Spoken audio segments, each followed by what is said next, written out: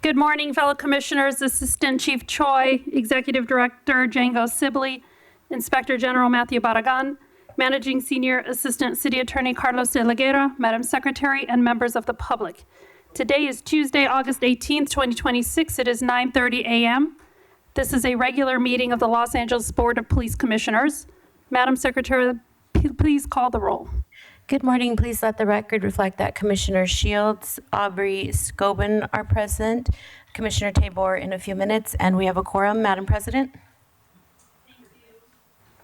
We welcome everyone attending this morning, both in person and online. We want to ensure all members of the public can access our meetings, so if you need any translation services or accommodations, we encourage you to contact the Board Secretary in advance of our meetings, as explained in our written agenda. These meetings are regular meetings between the board and the department. We welcome feedback from the public during the public comment period, which will be heard during item number 2 on the agenda. Public comment is your opportunity to address the board. You can speak to any item on the agenda or any matter within the jurisdiction of the Board of Police Commissioners. We will dedicate a total of 45 minutes to public comment. If you are called as a speaker, you can have a total of up to 3 minutes to speak if you wish to speak on both agenda items and general public comment, as explained in the written agenda. While we welcome public attendance at our meetings, disruptive behavior will not be tolerated and will be cause for removal. You will receive just one warning, and if you continue disrupting the meeting, you will be asked to leave and be removed from the meeting. With that, we can move to item number 1 on the agenda, the report of the Chief of Police, Assistant Chief Choi. Good morning. Thank you. Good morning, President Shields, Commissioners, Inspector General Barragan, City Attorney de la Guerra, and Executive Director Sibley. So today's report will cover the 1-week period from our last meeting, August 11th. I'll highlight some key events, share current crime statistics, and provide an update on our current staffing levels. I'm going to start with an officer-involved shooting. Yesterday, on August 17th at approximately 5:30 p.m., Newton patrol officers responded to a radio call of a 415 man with a gun. Officers arrived at scene and observed the suspect, later identified as Eugene Dowdell, walking along the sidewalk northbound Broadway holding a firearm. The officers verbalized with Dowdell to not move. Dowdell did not comply, and he walked behind several refrigerators along the sidewalk. Dowdell, behind one of the refrigerators, pointed a firearm at the officers, and an officer-involved shooting occurred. Dowdell was ordered into the prone position, and he was taken into custody. He was not struck by gunfire. The firearm that was in Dowdell's possession was recovered at scene, and it was determined to be a replica firearm. No officers or community members were injured. Force Investigation Division is handling this investigation. So as of today, the department has had 13 officer-involved shootings in 2026 compared to 2025, where we had 27 officer-involved shootings during the same time period. This reflects almost a 52% reduction year over year. I would also like to highlight a significant narcotics seizure by our Gang and Narcotics Division. On August 13th, G&D detectives conducted an investigation involving a suspected Sinaloan cartel operative believed to be involved in the transportation and distribution of narcotics throughout the Los Angeles area. During the investigation, detectives observed the suspect participate in a suspected narcotics transaction. The suspect and his vehicle were stopped. A subsequent search of the vehicle resulted in the seizure of approximately 400,000 suspected carfentanil pills. Carfentanil is an extremely potent synthetic opioid, estimated to be approximately 100 times more potent than fentanyl. Making a seizure of this magnitude is a significant public safety concern.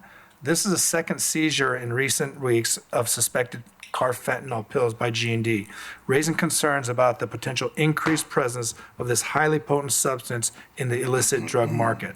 The suspect, Enrique Canizales, was arrested for transportation and the sales of the controlled substance. To put the scale of this seizure into perspective, investigators estimate these pills can sell for approximately $20 to $30 each at the retail level, representing a potential street value of approximately $8 million to $12 million. This seizure prevented hundreds of thousands of potentially lethal pills from reaching our communities and represents an important disruption of narcotics distribution network operating in the Los Angeles area.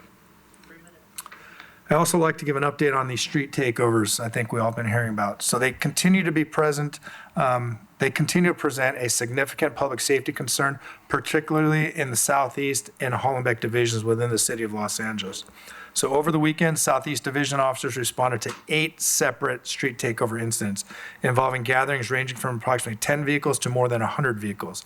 In each instance, officers responded and dispersed the crowds and vehicles. These events involve inherently dangerous driving behavior, but the concern extends beyond the takeovers themselves. The large crowds and disorder associated with these gatherings can also create opportunities for additional criminal activity, including assaults, robberies, burglaries, and shootings.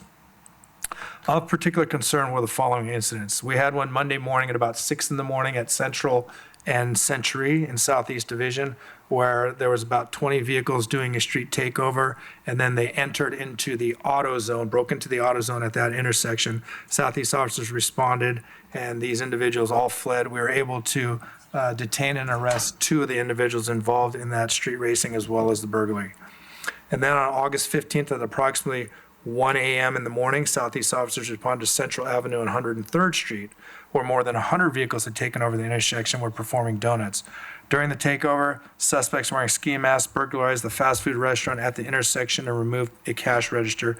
Despite the large crowd and chaotic conditions, officers coordinated their response, established a skirmish line, and successfully dispersed the spectators and vehicles without further incident.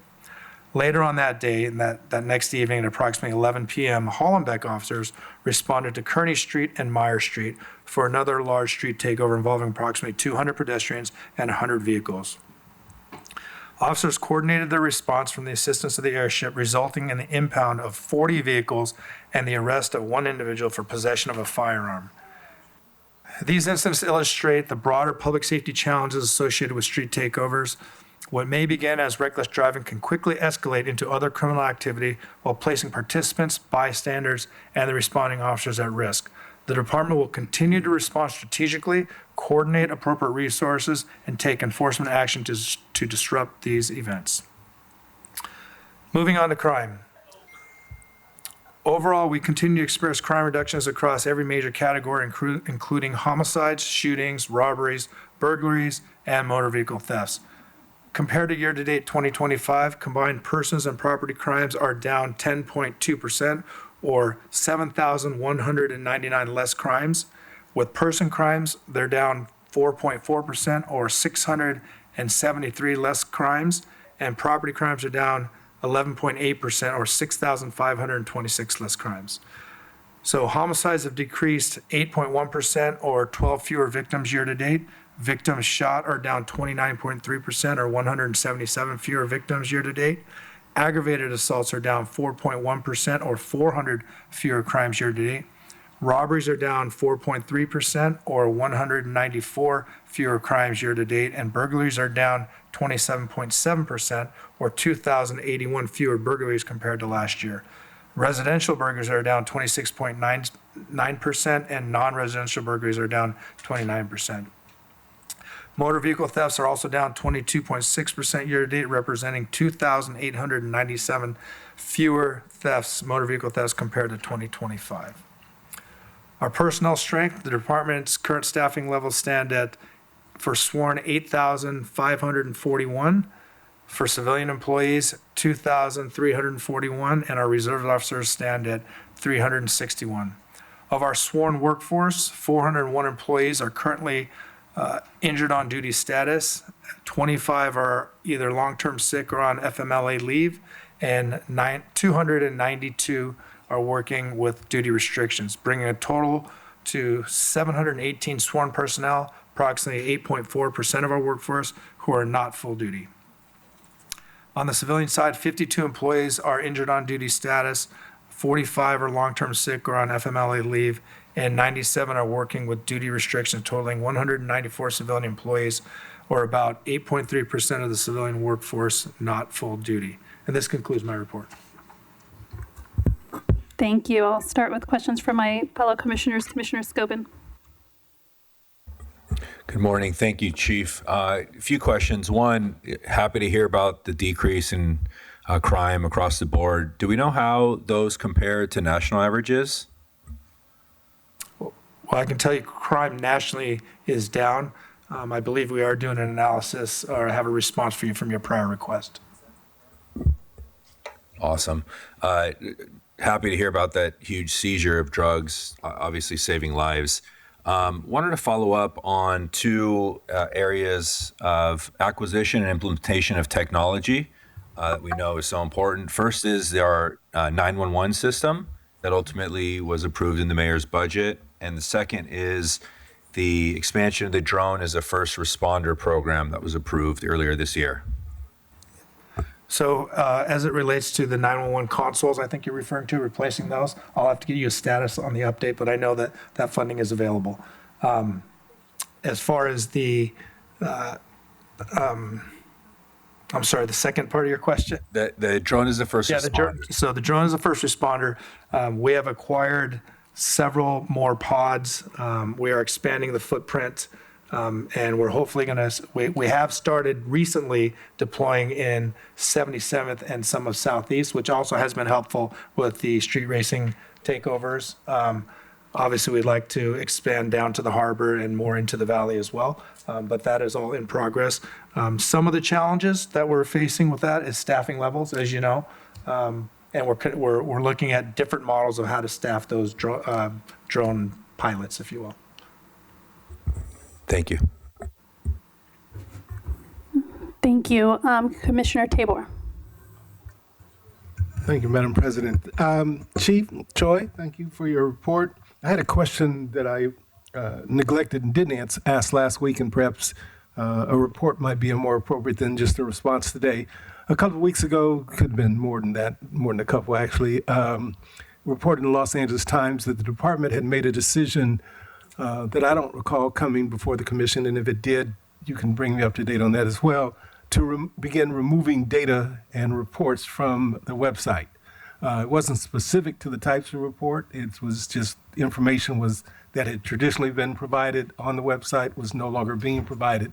And my question is, was there a process in place that we were not made aware of, or how did we arrive at a point where we were removing information that was public information?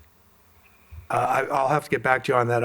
I wasn't aware that we're removing or have a concerted effort to remove certain public information from you're talking about our forward-facing LAPD online? Yes. Yeah, yes. I'll Okay. have to get back to you on that. So if you could come back or have someone come back and give us an update on that. Sure. Thank you. That's my only question. Thank you.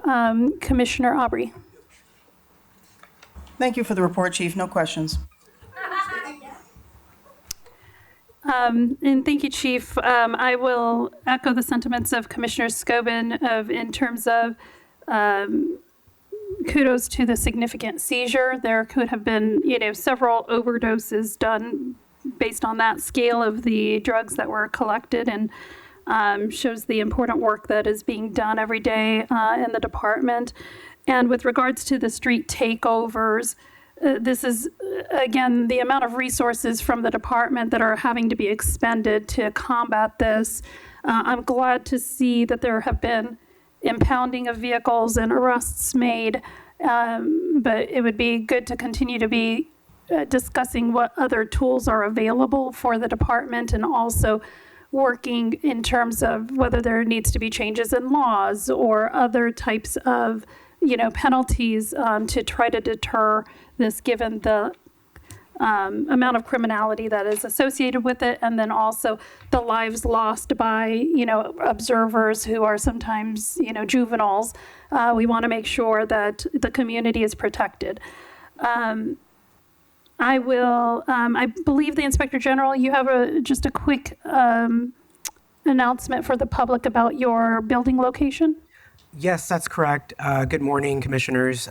We will be in the process of moving to a new location physically. And so for the interim, please, for members of the public, check our website. You can contact us by email or by phone in the interim period. Our website, again, will contain updates, and will update the status of our new physical location. Thank you. Thank you. We'll now move to item 2 on the agenda, public comment. Madam Secretary, please call on the first speaker. First up, we have Andrew G. Just 1 week. Please scroll up. Okay, let's start off with the Chiefs report. The Chiefs report should be limited to a maximum of 3 minutes at every meeting. Should the Chiefs report exceed 3 minutes, starting at 3 minutes, a foghorn should sound, getting increasingly louder. After 10 seconds of that, a trapdoor under his seat should open, dropping him into the trapdoor so that we can proceed on with the meeting and we can get an end to the rambling nonsense. We got a little bit less of it today. Troy's a little bit more polished and fast with his report. But McDonald just drones on, saying stuff that doesn't need to be said during the meetings. McDonald needs to be fired. McDonald is just a mess. He's just supporting ICE and continuously lying. LAPD violence is up. Crime is down, but LAPD violence is up. We got all this whining about how you don't have any resources. You have $3.6 billion. What do you mean you don't have any resources? And, I find it interesting that you're on your PIO page, you cut off the report on the shooting, so it's not all visible on the website. And of course, that's the part that acknowledges that it wasn't actually a gun. They shot someone who wasn't actually armed with a gun. So, yeah, that's really interesting. None of you seem to have any questions. Nothing from the LAPD's lawyer, who's now been confirmed onto this commission. She has conflicts of interest on almost everything, since she used to represent the LAPD at the city attorney's office. So she has no business being on this commission. But yeah, here we are anyway. We have a bunch of consent agenda items. We have a $500 donation for carpet replacement in one office. I don't know why you need to spend all that money. That's kind of ridiculous. We have $32.50 for the Security Service Division's Wellness Day. Fuck that. You should instead invest the money on giving the Security Services Division pocket constitutions so that they actually understand what the Constitution says. We have regular agenda items. We have a completely, fabricated SWAT report that lies about SWAT from the Inspector General, just like the thing he said last meeting about the ALPR meeting, where he claimed it was a diverse group of opinions. Almost everyone was opposed to it, other than Tracy Parks Plants. We have a commission unit citation. Oh, I thought you all were getting cited for violating the law. Never mind. Okay.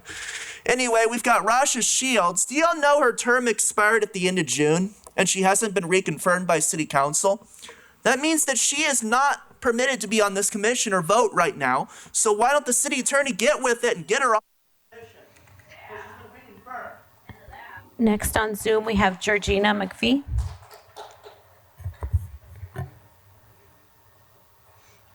Hi, can you hear me? Oh, hi, Georgina. Can you hear me? Hi, yes, you have 3 minutes. Yeah, I'm wondering why it's taken so long to investigate that help sign in the window on L. Ron Hubbard Way. That cult has confiscated that street. That street was stolen from the public. LAPD comes out and they tell people in the neighbors in the neighborhood that it's a private street and that it's not accessible to parking. It's not accessible to people walking through. The LAPD doesn't even realize that's a public street. It's not a private street. There was a help sign in the window that one of the protesters got on video. The police were called out. What did the police do? The police just went and talked to their captor and said, hey, what's going on here? And the captor, AKA their security guard, said, oh, no, everything's fine. And the police left. Really? That's how the police investigate a help sign in the window that was never addressed. That was 2.5 years ago. That was the beginning of August 2024, and nothing was ever done. That person wasn't found. That person wasn't interviewed. The cops had complete right to enter that building upon seeing that sign and investigating it. Did they choose to investigate it? No. No. And then when public citizens try to walk down that street, they say, oh, it's a private street. So, how are these people ever going to seek help or escape if people aren't even allowed to walk down that street and those help signs don't even get seen? The LAPD needs to do better, and please investigate Scientology, and please investigate the corruption of Scientology infiltrating the different councils. You need to do better. Thank you. I yield back my time. Next, we have Megan.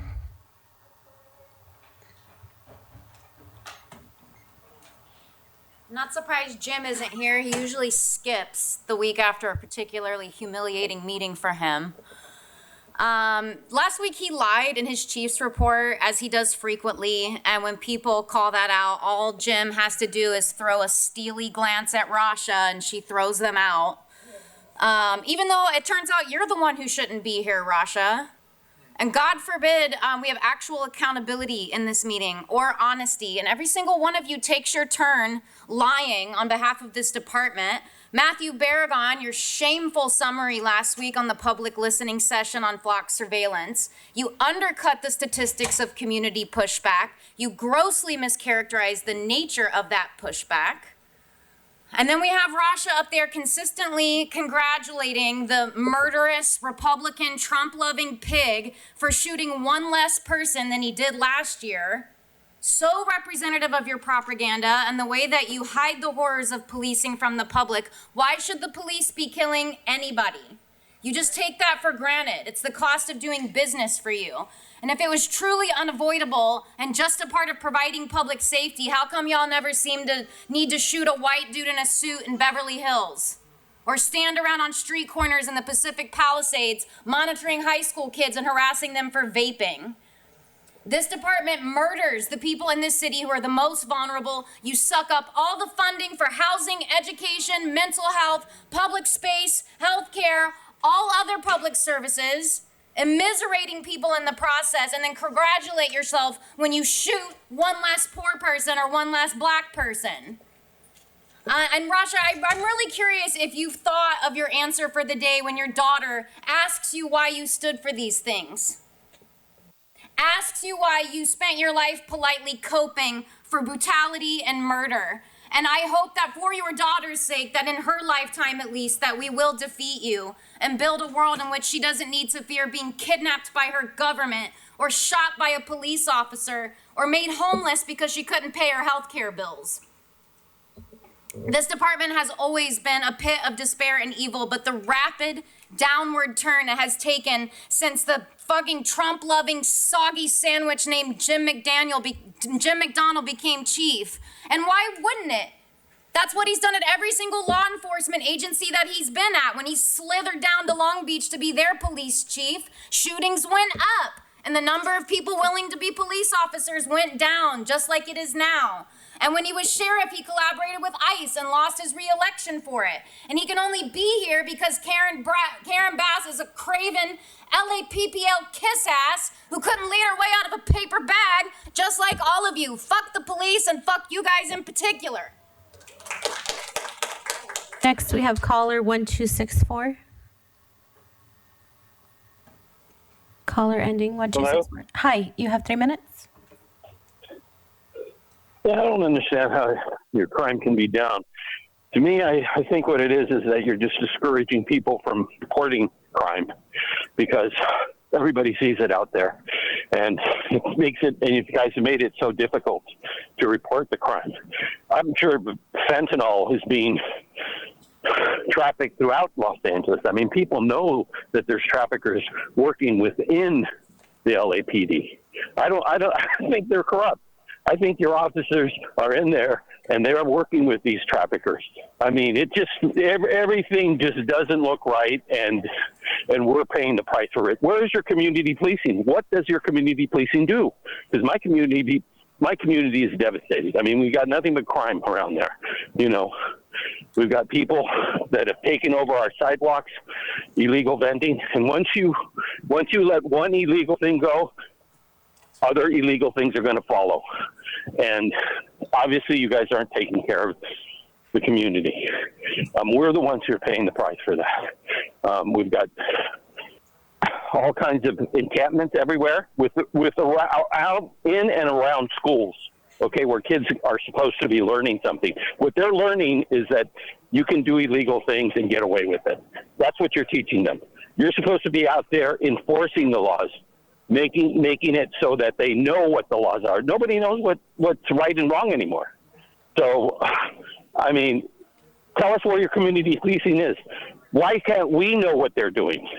Every time that we ask, what are they doing? We get silent. Oh, you know. We should know what they're doing, how they're helping the community, but we don't get that. So LAPD needs to do better. That's it. Thank you. Next, we have Jamie. Jamie? Okay. Michael Ackerman?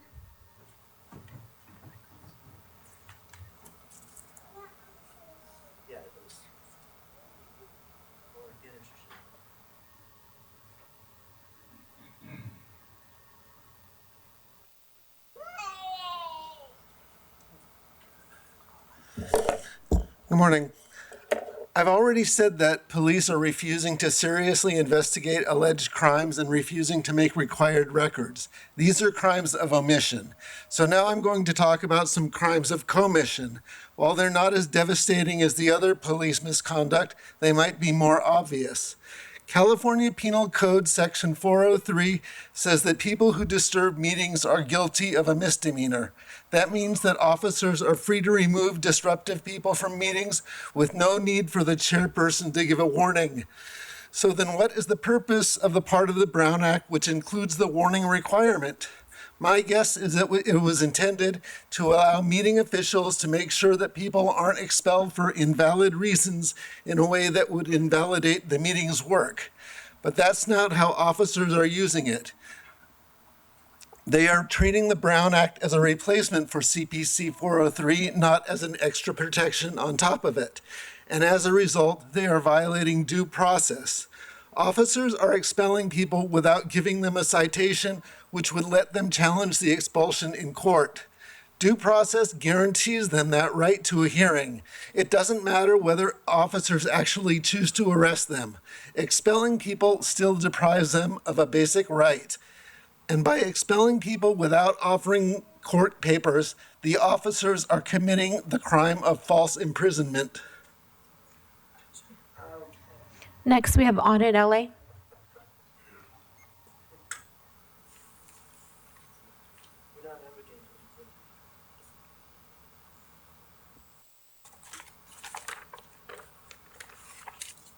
Thank you. Good morning. Is that sure? Thank you. Yeah. Trying to juggle everything. Good morning. In May, Scientology was turned down for a permit, but they still closed L. Ron Hubbard Way anyway and held their festival.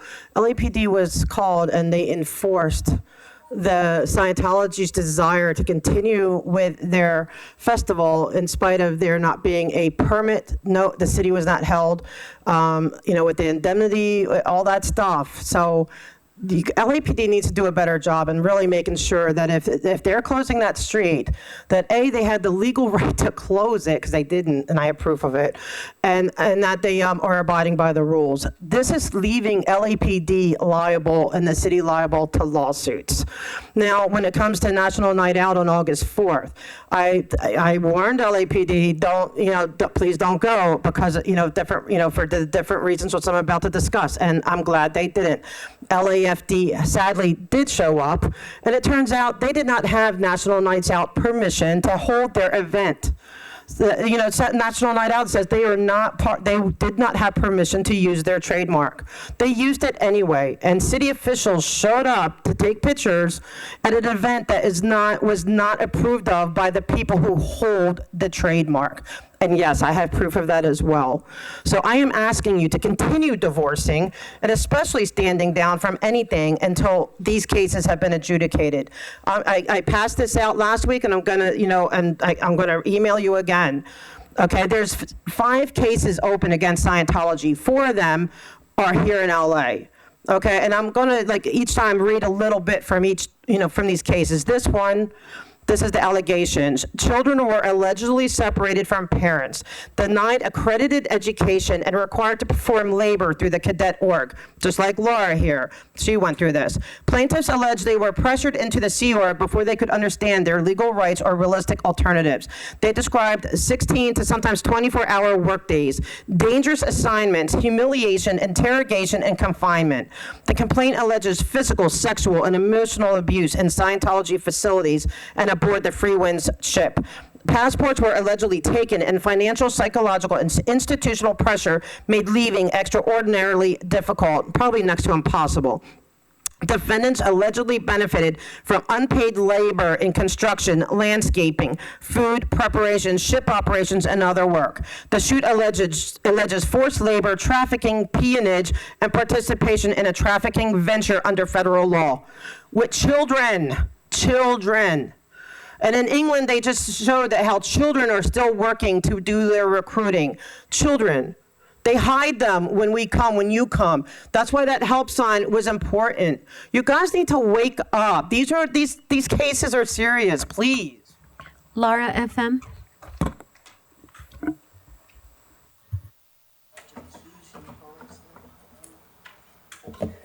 Okay, I'm gonna attach to what Audit was saying about LAPD thinking that L. Ron Hubbard Way is owned by Scientology. It is not. The sidewalks around the blue buildings, the whole area around there is not owned at all by Scientology.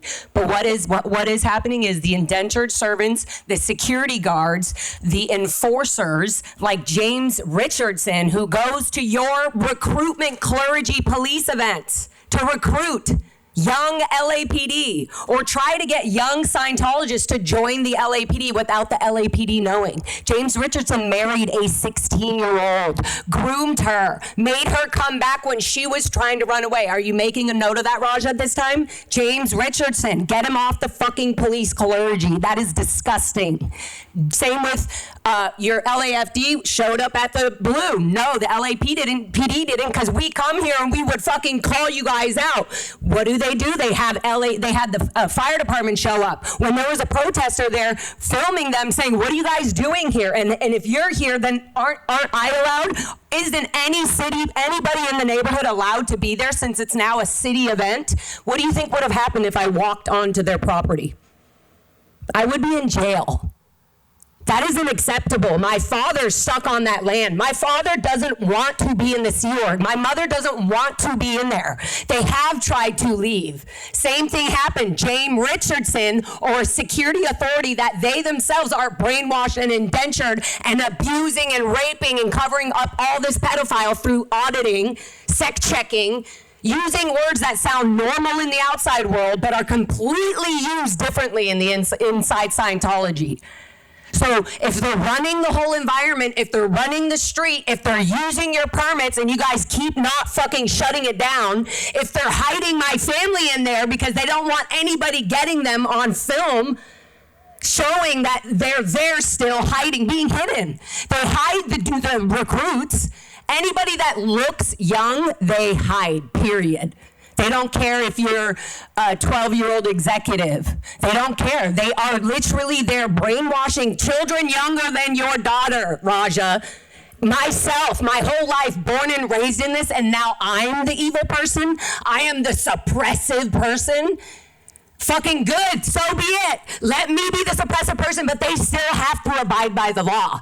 They still have to get a medical psychiatric evaluation if they're working anywhere in this city, especially with the police. Why is it that James Richardson is on the clergy when he's literally married to a 16-year-old? He runs all the pedophilia. He covers it all up. He says who's been cleaned and approved or not. All of these books and more have been written. I'm not gonna fucking write my book until you guys start doing something.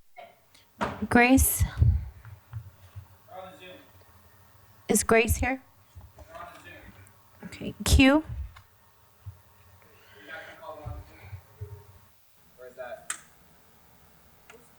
Hamid Khan? Oh, Q? Okay. Q, you're up.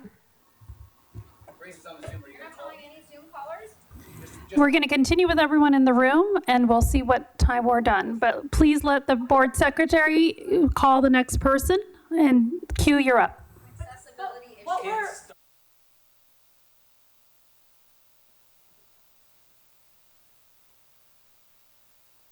Rights and you're not allowed to speak on the Zoom? Is that the criteria? No, genuinely curious. Okay. Matthew. Silence is the answer, I guess.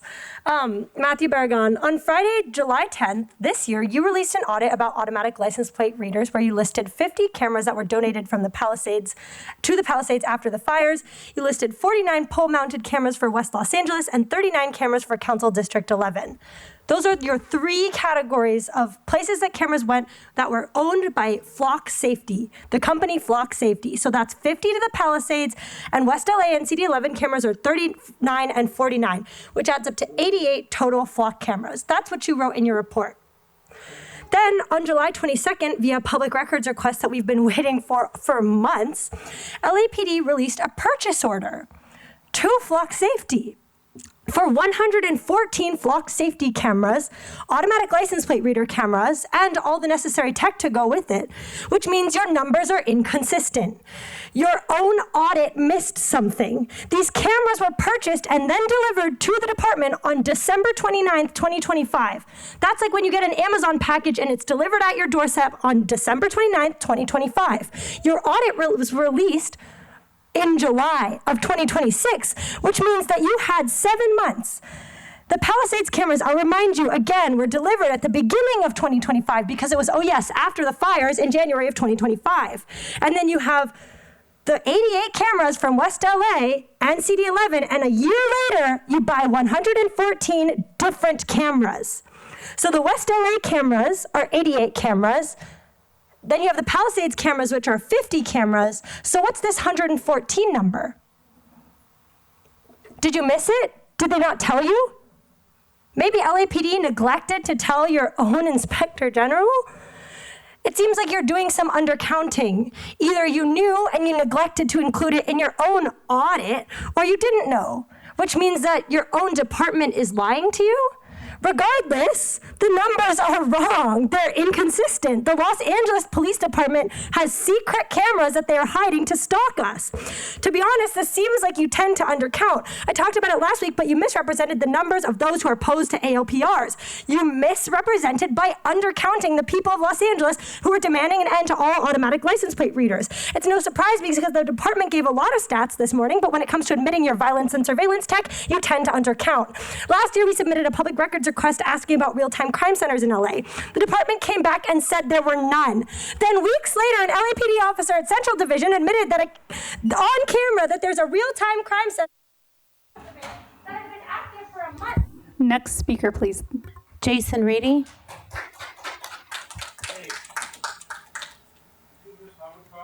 Oh, Ahmed Khan, yeah. Again, an undercount. Can't fucking get their shit together.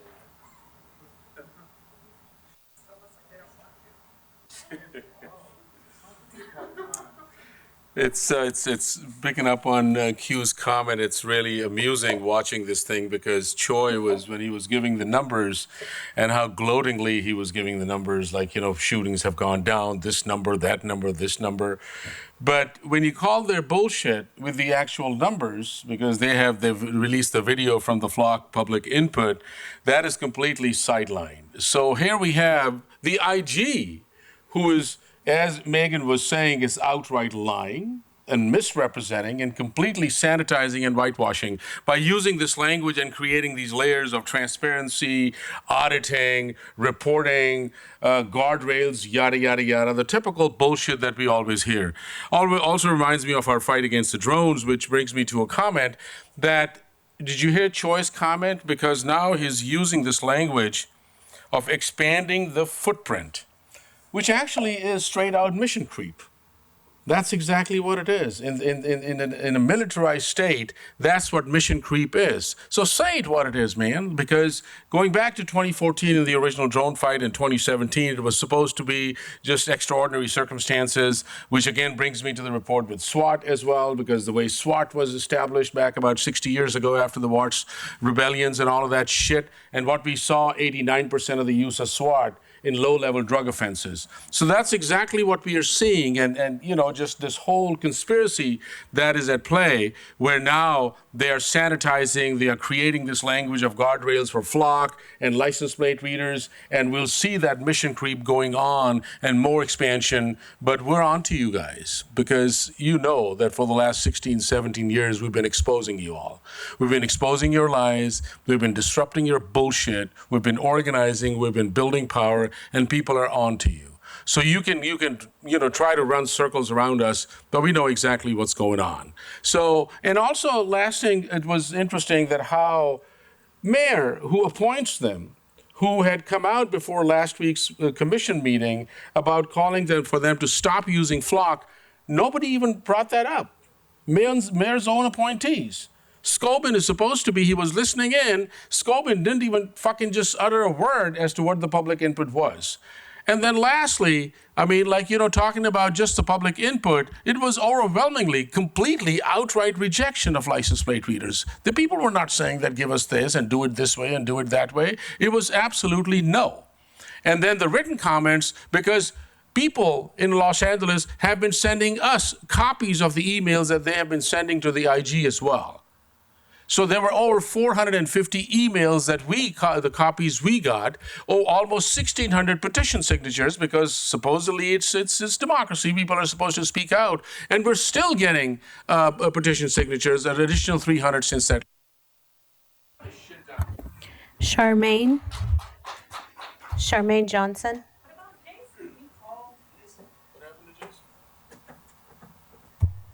Wait, how'd you call them? Is Jason here? Yes, Jason. He just took the baby out for a second. Okay. When I came in, the security was asking me if I had water. They're concerned about me using water in the city. You're using millions of dollars of my money. That's my water you're using. Water is free, and you just have channels to put it, to the consumer so they can use it. Come on. You lack integrity, class, and human decorum. The city of LA and the state of Florida, police, FBI, and Trump and other parties in the political arena have demolished my life. My business plans were strategically stolen from me, retained by the LAPD, who compiled a strategic plan to prevent my life and livelihood to implement them. To seamlessly perform this theft, I have become a victim of entrapment, false narratives that I like teenage girls and boys. While Trump is raping people's children and functioning my business as if he's ethical and has morals. I fled California in 2021 and was lured back to sea under false pretenses in 2024. I had written my memoir on my life, and Los Angeles ventured to make a movie. That's why they lured me back here. My memoir is called Stolen: Life, Liberty, and Happiness. LA shut down my Facebook page, my email, stole my memoir from my email. They have done this in collaboration with Florida, who has also illegally taken over other accounts. They've consistently portrayed to have resolved, while they've been injecting me attempted murder, dispensing me date rape drugs on the street, while they've cut off my hair by inches, negated free press. They are now in my LinkedIn account, duplicating my page and attempting to take it over. They're attempting to deem me incompetent. Well, I said, again, Trump is raping 13-year-old girls and trying to take their virginity. My businesses weren't found in Los Angeles. They were found in Florida. You're functioning them, and you have a circus on the street portraying how you are functioning them with Trump and the FBI. I'm just disgusted when I leave this city, please stop stalking me and following me and, harassing my life. If you're doing it here, don't follow me and do it externally. I'm just done. Thanks. Aiden?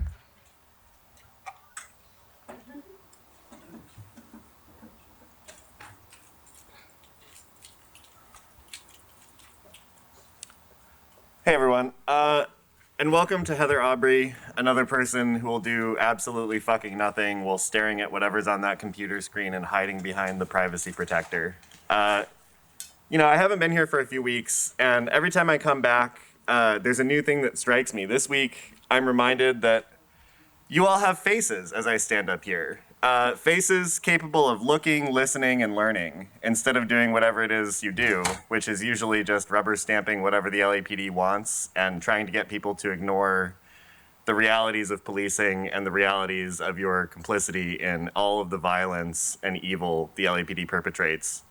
Sometimes I see people nodding along, especially Rasha, and Heather, maybe you'll join that club too. Pretending to have empathy behind that desk while doing absolutely nothing to move the ball forward in terms of abolishing the police and stopping them from harming the community. I have started reading Matthew's report about, what people think of Flock, and I don't think I need to read it based on what other people have said that it contains.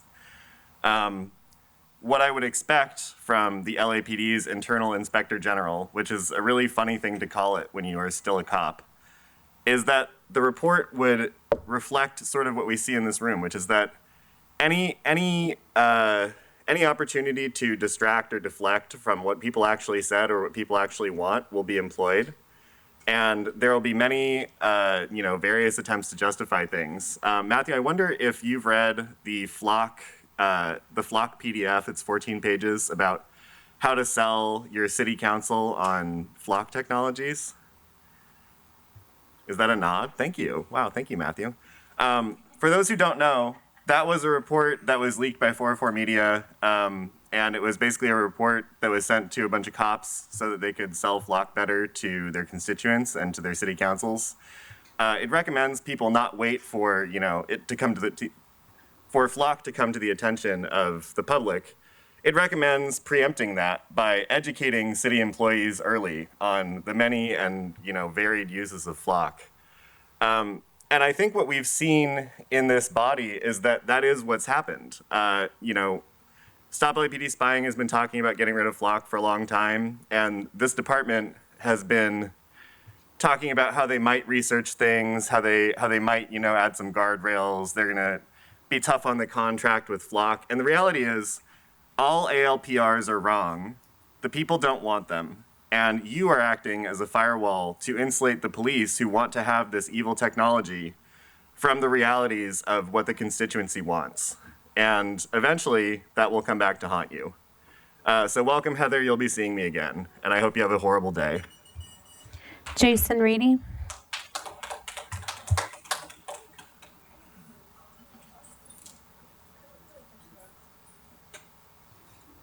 Okay, so Heather, during your confirmation, more was said about your father than you. Your merits practically unmentioned. Your 58 years on this planet reduced to what your father did in his legacy. This claim that civil rights is in your DNA, it's clear that your cells have been permanently mutated. What's in your DNA? The pig power structure. Heather has repped the LAPD in a myriad of cases, from the destruction of property to its automatic license plate reader data. Your job was to defend the LAPD just as it is now. Some would have hoped your sister, who seemingly has better politics than you, would have been nominated for this position. You know, the one who married your high school teacher. The one who called you out in a column about how you outwardly agreed that Starbucks shouldn't let those involved in the Occupy LA protests use their bathroom as they were, quote, overrunning their businesses. But I digress. In a 2018 column, your father wrote, "A charade going on at the Los Angeles Police Commission meeting. Every Tuesday, it goes like this. The public, mostly Black Lives Matter members, are chastised and even arrested for allegedly violating House rules and protocol. The ritual involves the presence of hordes of cops, presumably to control boisterous, irreverent members of the public. Has the commission at LAPD appreciably changed over the past decade? No. Given that the continuing police brutality, ongoing refusal to respect the right of the public to be heard, and lack of transparency and widespread community distrust, respectively." Later on, he says the LAPD exemplifies a closed shop, militaristic management model that seeks compliance and above all else. Thank you, Papa. Your father spoke about the need for sustainable, unapologetic expressions of discontent. Remember that as you sit on this commission. Now, last week during the discussion on the after action report, Danny feigned concern for the safety of children at protests when the LAPD responds. You don't give a damn about the children in this room, let alone children at protests. You had to laugh as you said you had no idea what the LAPD was doing in 2020, confessing your lack of knowledge about the abuses of this department. Who remembers day 13 outside of the mayor's mansion? In December 2020, when your pigs descended on a crowd full of children, beat us with batons, pushed us and threw us to the ground. You know, as I was getting up after being thrown to the ground, one of your pigs tried to hit me in the head with a baton.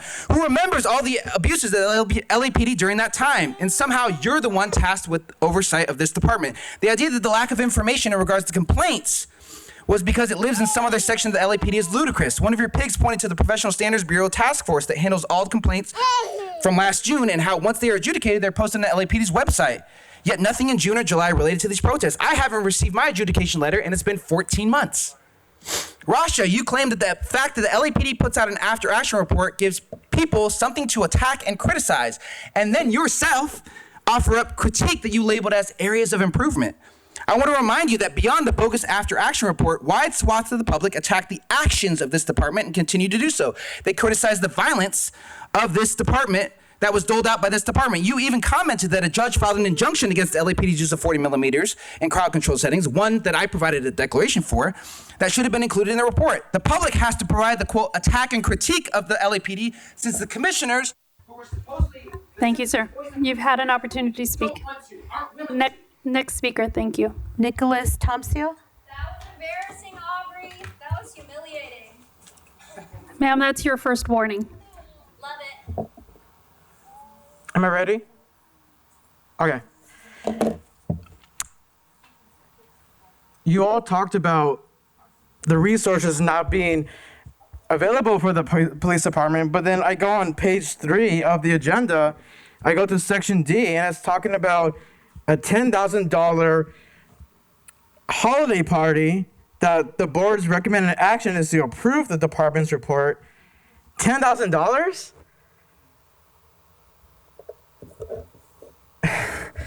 What are you all spending $10,000 for? And going back to flock safety, I was at the Inspector General's meeting reviewing the OIG report for flock, and the amount of data reported from the OIG found by the Stop and also found by the Stop LAPD Spying Coalition is overwhelming. I mean, there is nobody who legitimately read and understood these OIG reports, every single article that comes across the whole nation talking about flock safety and all the other few ALPR companies that they misread license plates, and that means people just get randomly stopped in the middle of their day, have guns drawn at them, and then turns out, oh, it was just one letter misread from the license plate, and then that means they get their guns, they get officers drawn their guns at them, at their kids, anybody in the car, they get cuffed,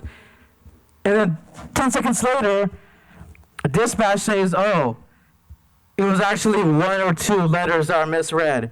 I mean, this is the company that for almost a year now that the LAPD has been actively working with and colluding, and the cameras are still up. When are these cameras going to be taken down?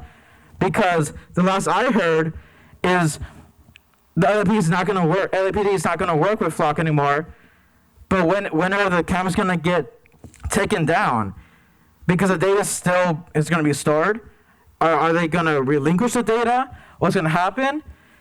There's so many questions that the LAPD, who has a $3-4 billion budget, can't do. And I see that they're spending $10,000 on a holiday party. on a holiday party to support Community Safety Partnerships Bureau. $10,000 for a holiday party? I yield my time. William Good. William Good.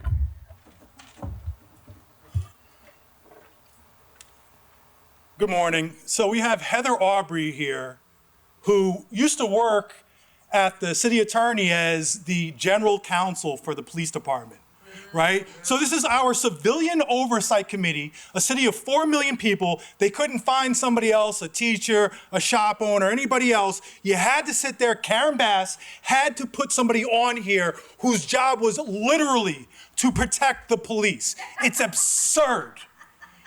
And then we have Rasha over here, the president of the commission, whose term expired 2 months ago and is still able to serve as president of this commission. If this was any other department, the city attorney would step in and say you couldn't do it. But then again, look, we have a city attorney right here who protected the police. Then we have, Jim McDonald's not here, unsurprisingly. Jim pushed to have Daniel Flores charged and arrested for eavesdropping on employees saying racist stuff. But I was looking through the discipline report last month, and what does it say? They have another cop on there who was recorded an employee on department property without the permission. Were they arrested? No. The month before that, we had another one who recorded a confidential informant with their personal cell phone. It's pretty bad. It's way worse than recording somebody saying racist stuff. Were they prosecuted? No. Months before that, there was another cop, a detention officer, who recorded employees at work. Were they prosecuted? No, they were admonished. They weren't fired. They weren't suspended. They weren't reprimanded. They were admonished. This is some really self-serving shit. That Jim McDonald is going after whistleblowers and having them prosecuted and not the other ones. It's ridiculous. And don't say that, oh, you know what? When they were making those statements, those racist statements, they were somehow in private and there was an expectation of privacy. The fucking lieutenant at the place said, you guys are gonna get us all arrested for the things you were saying. Now, Tabor, you're an idiot. I gotta tell you. You sat there and said that they're removing information from the LAPD website. You're going by the LA Times article. You're wrong. It's being removed from Next Request, the portal where documents are uploaded. And it's not that they're just removing them. If you file a CPRA and when it's fulfilled, it's usually made public so everybody can fucking see it. But what they're purposely doing is leaving it unpublished so no one can ever see any documents, including Rasha's emails where she was warned 3 years ago about the body-worn video problem, and you did nothing, Rasha. You covered it up. As you sit there saying we need to do more to help whistleblowers, and you fucked that whistleblower over. Fuck all. Right. Wow. Tran Son Ha.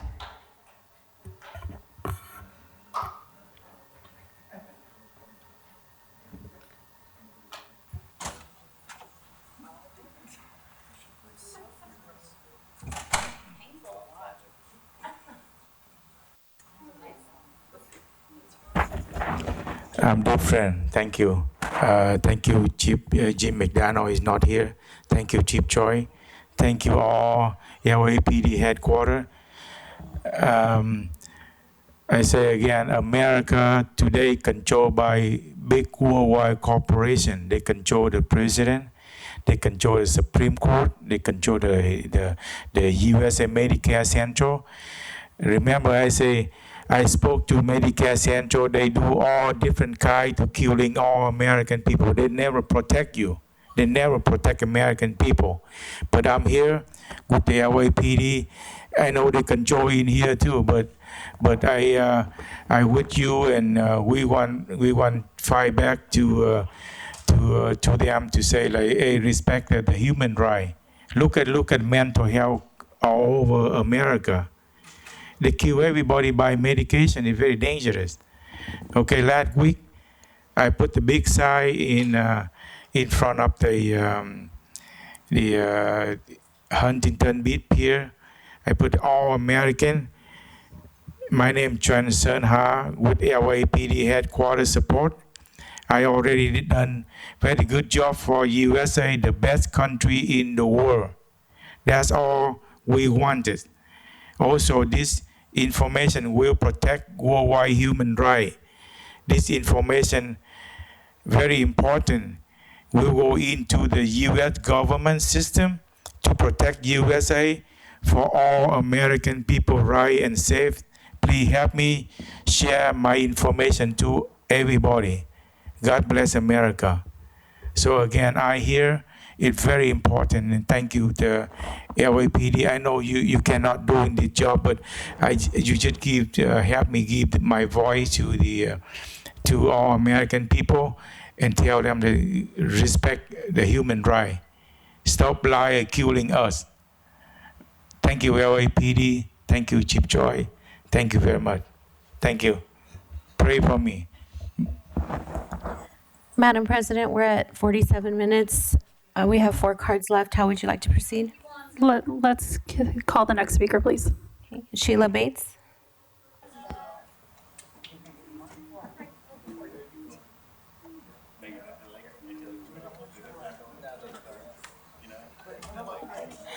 So here we are again. No meaningful or thoughtful questions, no pushback against more lies, no proof that you are in fact the voice of the people in Police Matters.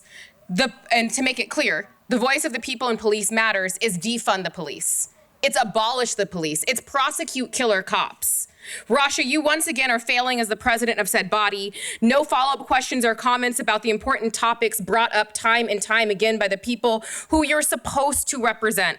Keith Porter, it has been roughly 8 months since the murder of Keith Porter. This family still has no answers. There was no drug testing of the ICE agent. The file has been handed over, but what was the recommendation by the police? Was there a recommendation for charges? No answer. No questions, no comments about Flock, the end to pretextual stops and consent searches, firing McDonnell, or the whistleblower that further exposed the very nature of not only LAPD, but policing at large. Instead of rooting out the bigotry of the department, which they're the same, which would mean ending the entire department and also making sure that all of you are not connected to any of it anymore. You protect the worst of the worst and throw the book at the person who's further exposing it. Charging the whistleblower but not killer cops is indicative of who the fuck each of you are. In regards to Flock, do not sign any new contract. Have any of you bothered to think about what is happening with the cameras that are still up? I will tell you, they are still capturing our data. They are still sharing it. It is also, are those cameras equipped with the Bluetooth tracking? Who has access to any of this information? You have these cameras still up in our city because you all signed a contract against community opposition. And these cameras are still in our communities. They're still tracking us. They're still surveilling us. These same cameras that LAPD police have time and time been using to track their girlfriends and their ex-girlfriends, their wives and their ex-wives, their partners and their ex-partners, and anybody who they've been with. And you all are allowing these cameras to still be in our communities, and you are doing nothing about it. Nothing. Heather, you're brand new and you haven't said shit. Haven't done a damn thing. So you were put on this body to do exactly what the rest of them have done. Nothing. To be a rubber stamp, to sign off on police violence, to sign off on the murder of our community members, our loved ones. And you sit here stone-faced, not really realizing how important this is. May the blood and may the spirits of Thank you, ma'am. Next speaker, please. Melina Abdullah.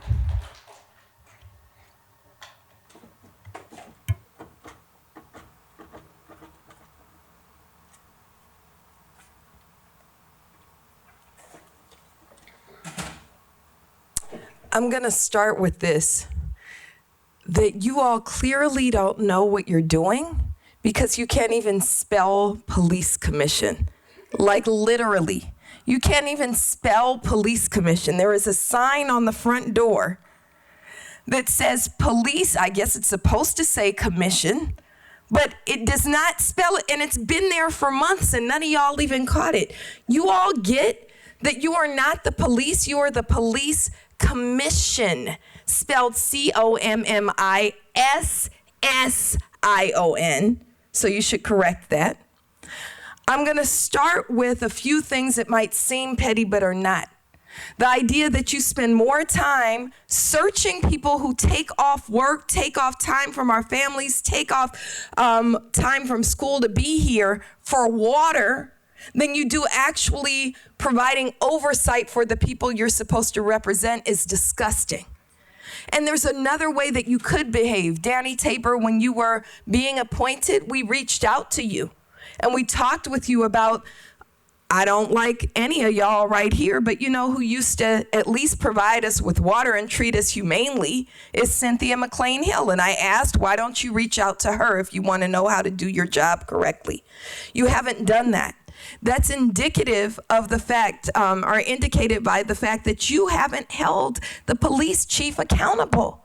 The whistleblower showed there is rampant racism, sexism, and homophobia in the hiring practices of the LAPD that you are supposed to oversee, not quest to be a part of. And have you held Jim McDonnell accountable for the culture that he is breeding? No, you have not. You have not, but that is your job. Your job is not to do ride-alongs, not to do PR, not to cape for killer cops. Your job is to hold the police accountable. Heather Aubrey, I know your father. I knew your father very, very well. There is no better place at the back of the room than standing next to Larry Aubrey. Larry Aubrey has never said, I don't have any questions. He's never said, I don't have any questions. You should have questions. You supposedly don't work representing police anymore, supposedly. But you're sitting here representing police already. Why? Why? Listen to what your father taught you. Listen to what the people are demanding of you. You are supposed to be the police commission. Fire Jim McDonnell and stand for the people. Stand in the name of Keith Porter. Stand in the name of all of those who've been stolen by police. Stop being a rubber stamp on the murder of our people. Olivia Irene Fitzsimmons.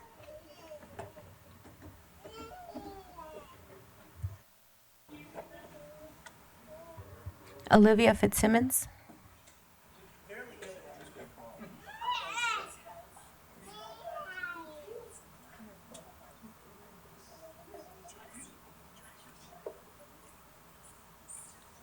Good morning. I am Olivia Irene Fitzsimmons.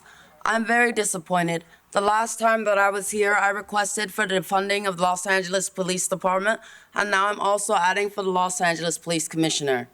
So funding, I also noticed someone mentioned a 10,000 holiday party. A holiday party is a time to celebrate one's wins and accomplishments throughout the year. Los Angeles Police Department got a report through me, through Los Angeles County 911, and they did a no-call, no-show.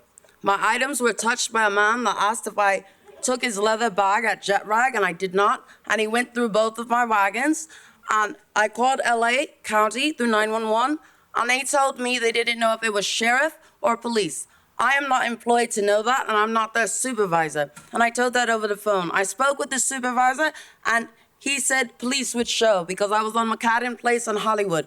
I waved down 2 officer vehicles as I was recycling at Wilcox in Hollywood.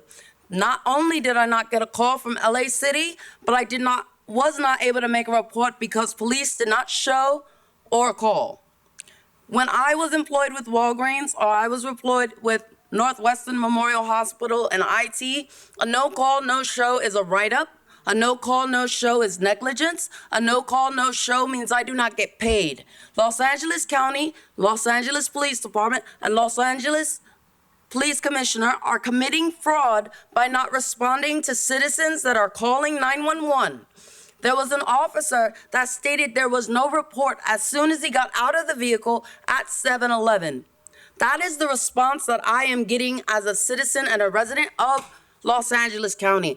And for there to be a $10,000 request for funding for a holiday party would be great if officers were responding. They do not need an award for not doing their job. Their job is to serve and protect the community, to uphold the law, and to stand with those that are doing things or in need of emergency services. 911 communications on June 13th was unavailable for over 5 times. It had a busy signal. Also, yesterday, which is not relevant to police commissioner, but is relevant to Los Angeles County. My name is Fitzsimmons, and there was an individual from the Los Angeles Fire Department complaint that called me back for a complaint and called me Shit Simmons 5 times. This is what Los Angeles County employees are doing today, and it is not appropriate, nor is it healthy for Los Angeles County as a whole. And funding needs to be digressed, but also training and evaluations and Axon cameras and recordings on phones need to be evaluated extensively. Thank you. Olivia Irene Fitzsimmons. Jonathan Foster.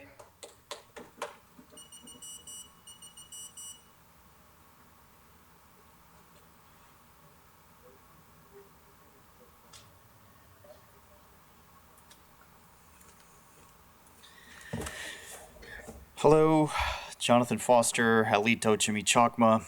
I support the LAPD. I think it does 98% excellent service, and I've got a lot of complaints. I have to make a correction.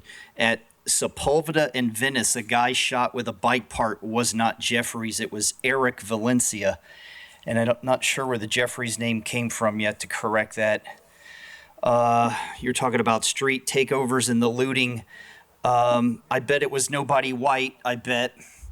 And I want to know the color, race, and religion of everybody in every street takeover. And everyone that does all looting, I want to know their race, religion, and color. Demetrio, he was also part of who, when they were lying about Sancho Tina and picking Sancho Tina, they lied for 6 straight months with Demetrio. They're all cahoots in lying about this. Assistant Chief Choi, the statement is shooting yesterday at 5:30 in the Newton division of another unarmed suspect. This is the hardest thing to stop. And if this was all it was, the LAPD would be doing well, but that's not all that happens. And I said something about Zabur, assemblyman, that he talked about legislation and getting all this money together. So I want to talk about a guy named Elon Musk. I divided the 2,080 hours into his paycheck. He makes $11 million an hour. $11 million an hour. And I'm being told that we have a lack of funding, that we don't have enough for head-to-toe body armor and net guns. Remember, I'm the chief of police, Jonathan Foster. I'm the one with the ideas that if we applied them, I could have saved hundreds of people, and no one will listen. Okay? By the way, Aubrey, you need to be here for 10 years. Okay? That's the only thing we get out of this. And there needs to be 32 commissioners. And you need to know your replacement. Who's replacing you, Rasha, when the SCOBE, who's replacing you when you leave? So this idea that we don't have enough money to deal with the homeless is a lie. Because if one dude who's not a citizen, not born and raised here, can make $11 million an hour and we can't hire police officers, it's a lie. We can hire police officers. There is enough money to hire police officers if the scumbags weren't just sucking up all the money and using it for nothing. It just sits around in a computer chip and collects dust. So we can hire police officers. Thank you. For those of you in the room, if you're going to have conversations, please take those outside. Madam Secretary, are there any more in person? No, Madam President, that was the final in person. Are there any more online? We have 3 Zoom callers. Let's hear from them, please. Thank you. Okay. The first speaker is Anna Comoros. Hello. Greetings for everybody from Pacific Palisades, Malibu area. So real quick, the Los Angeles Fire Department is currently dealing with asking the Trump administration for additional funding, emergency funding, to deal with the overwhelming escalation of homeless encampments. So they're asking approximately $6+ million, and that's happening right now. Unlike this meeting, which is rather lively, the fire department does not have online participation or remote participation. You have to be there in person. Now, that meeting started at 9 o'clock. And once again, they are dealing with epidemic levels of homeless encampments, which I would assume that LAPD is the front-facing agency to deal with this. So I kind of asked that LAPD try to get their handle on homeless encampments, because in the Palisades and that kind of stuff. And of course, I don't know if you heard this report, but people are betting on setting fires here in California, some kind of online betting system where you bet on where the fire spreads. And I think that should be illegal as well. The other thing on Flock cameras, I know you guys suspended your contract with Flock, or LAPD did. But in Palisades, for some reason, they are infested with Flock cameras, and they actually like it. So that's it. I'm not for defunding the police. I'm actually for funding them and keeping our streets safe. Thank you. Next, we have Sky. Good morning. Good morning. You have 3 minutes. Oh, thank you so much. Thank you, Ms. Russia, for taking us on Zoom. I know when you go take extra callers, it seems to be the in-person people that are there, and we're never included. So thank you so much for including us this time. I want to thank LAPD for all the good work that they do. And, you know, it's just ridiculous that every week we have to listen to these false accusations of LAPD, and this is just unnecessary and uncalled for, and especially personal attacks on you commissioners when they include your daughters and your family. That's not what this commission is about. That's not what this meeting is about. I think that's just crossing the line. So stop it. Our main concern here is to talk about what goes on in our city. We, for one, you know, during the meetings that you had that we didn't know about, you know, 20% approved the Flock cameras. Well, that's the 20% that showed up there. Most of us approve license plate readers and Flock cameras. We're tired of being unsafe in our own cities. For those of you in the room, you've already had an opportunity to speak, so please let them speak. Yes, thank you. Let us speak. So, you know, with these pathetic street takeovers now and the looting and these businesses that are being, that just are being destroyed in their own city, shameful. It's shameful. This is where technology comes in to help and assist our police officers. This is what most community members want. This is what we want that live in these cities. It's not an invasion of privacy. What an invasion of privacy is us, where we're not comfortable in our own homes, where we can't walk out at night, where our streets are being taken over. Police need all the research that they can this day and age. And stop blaming police for everything. Start really focusing on these city officials that you vote for that don't do crap about what's going on in the cities. So start holding yourselves accountable. We all need to hold ourselves accountable. Look at who you're voting for. Look at what's going on, and use this energy to make our streets and our cities safer. That's where that comes in. LAPD shouldn't be responsible for every little thing that happens. Where are the parents? Where are the adults? Where are people that actually want safer cities? We're here. Trust me, we're here. We support LAPD, but we just do it in a different manner. Thank you for all you do, LAPD. Thank you for what you can do, and having these resources taken away from you. And it's disappointing to us. Our safety has become in jeopardy now. God bless the LAPD. Thank you. Next, we have Michael Hampton. Yes. Hi, you have 3 minutes. Hi, great. Thank you. Thank you for taking me this morning.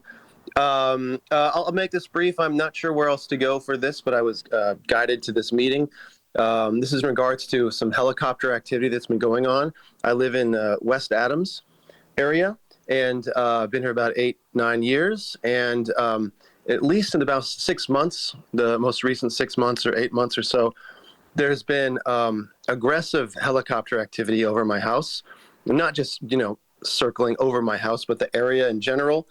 It went from, hearing one helicopter, every couple days to a dozen times a day, helicopters going back and forth over my neighborhood, La Cienega, Jefferson, all the way to Crenshaw, Adams area. And it's at all hours of the night. It's, 5 in the morning, 1 in the morning, wakes me up. It's becoming a real problem. I know a lot of other of my neighbors have noticed this. And I'm just curious if there's a possibility to address the flight pattern.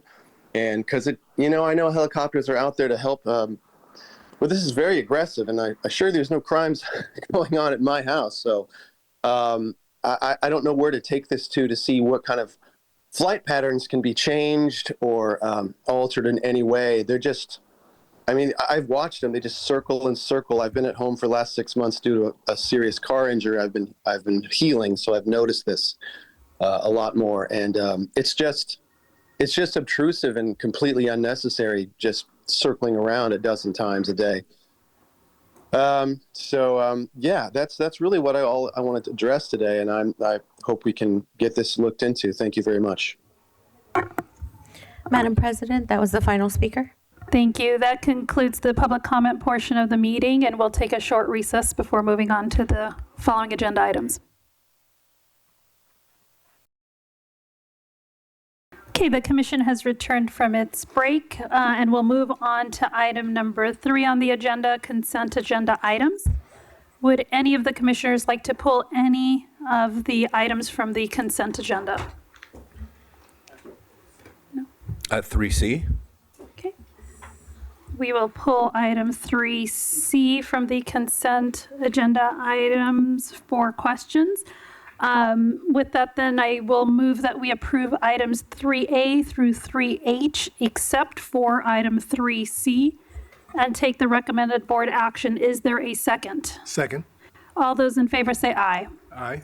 Motion passes. Oh, sorry.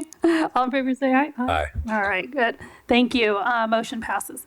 Let's move to item 3C. Is there anyone from the department? Thank you.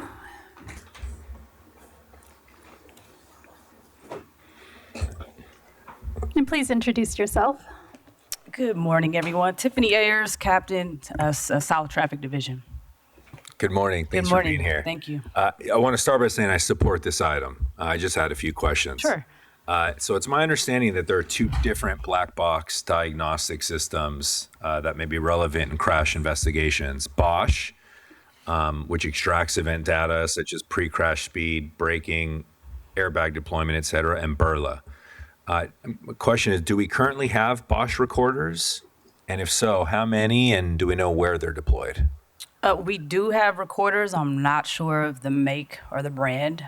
They currently reside at Traffic Coordination Section, which is the department entity that is typically responsible for retrieving that data as requested.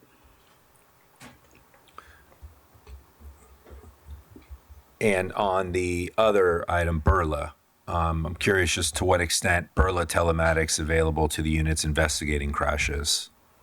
I can't speak to Burla, but I can tell you that the telematics is important because it helps us file vehicular homicide cases. The DAs they're requesting all the data that the cars now have. As you know, vehicles are smart. The infotainment systems are very thorough, very precise. So we can see how fast the car was going when the airbag deployed. We can see how long a vehicle was holding 70 to 100 miles an hour, and those things are important. So can't speak to the specific brand, sir, but definitely the purpose is the same, is to pull intricate data, digital data from the car so that it can help us with our filing. Great. And out of curiosity, with the addition of these 2 systems, do you have any gauge for how much of an impact these additional two will have on, the workload in front of us or the demand? Tremendous. As it stands now, we're at 176 fatals. We're averaging maybe 5 a week. Traffic coordination section does not have the personnel, unfortunately, like they used to be able to support these requests, and they come very frequently. So the purchase of these 2 data recorders will make us efficient in returning the information to the court and providing justice for the families. Thank you. I appreciate the clarification. You're welcome. Thank you. Do any other commissioners have any questions about this item? No.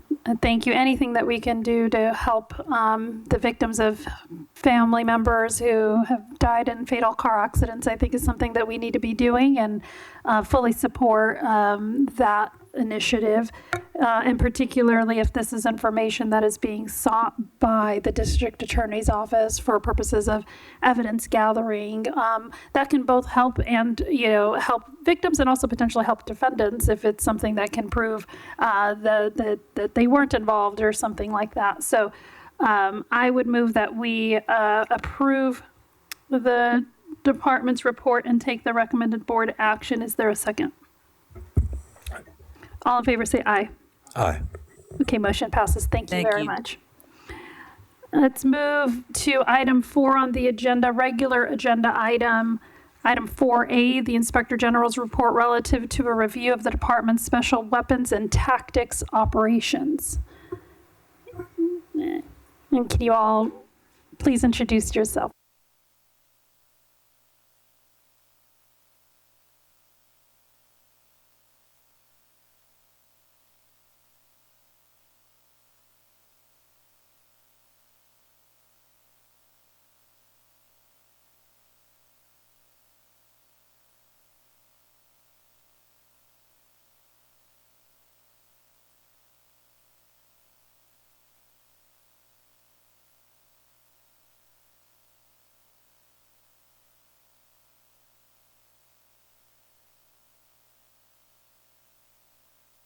General's comprehensive assessment of the department's SWAT program. In November 2025, the OIG presented its review of the department's SWAT training program. Later this year, the OIG expects to present its final report in the series, which will examine the department's SWAT selection practices. For this review, the OIG examined SWAT's operations, including spontaneous call-outs that occurred between January and August 2025. We also reviewed post-incident documentation, the SWAT guidebook, and the department's 2022 SWAT 10-year review. In addition, we compared LAPD SWAT guidelines and functions with applicable state and national standards. The OIG identified several findings and developed recommendations intended to strengthen SWAT operations while building on practices that are working well. So I'll now turn over the presentation to Investigator Patel, who will present the OIG's findings and recommendations. Good morning, Commissioners. Our review resulted in the following findings. First, the OIG observed low use of force, including both less lethal and lethal during incidents it reviewed.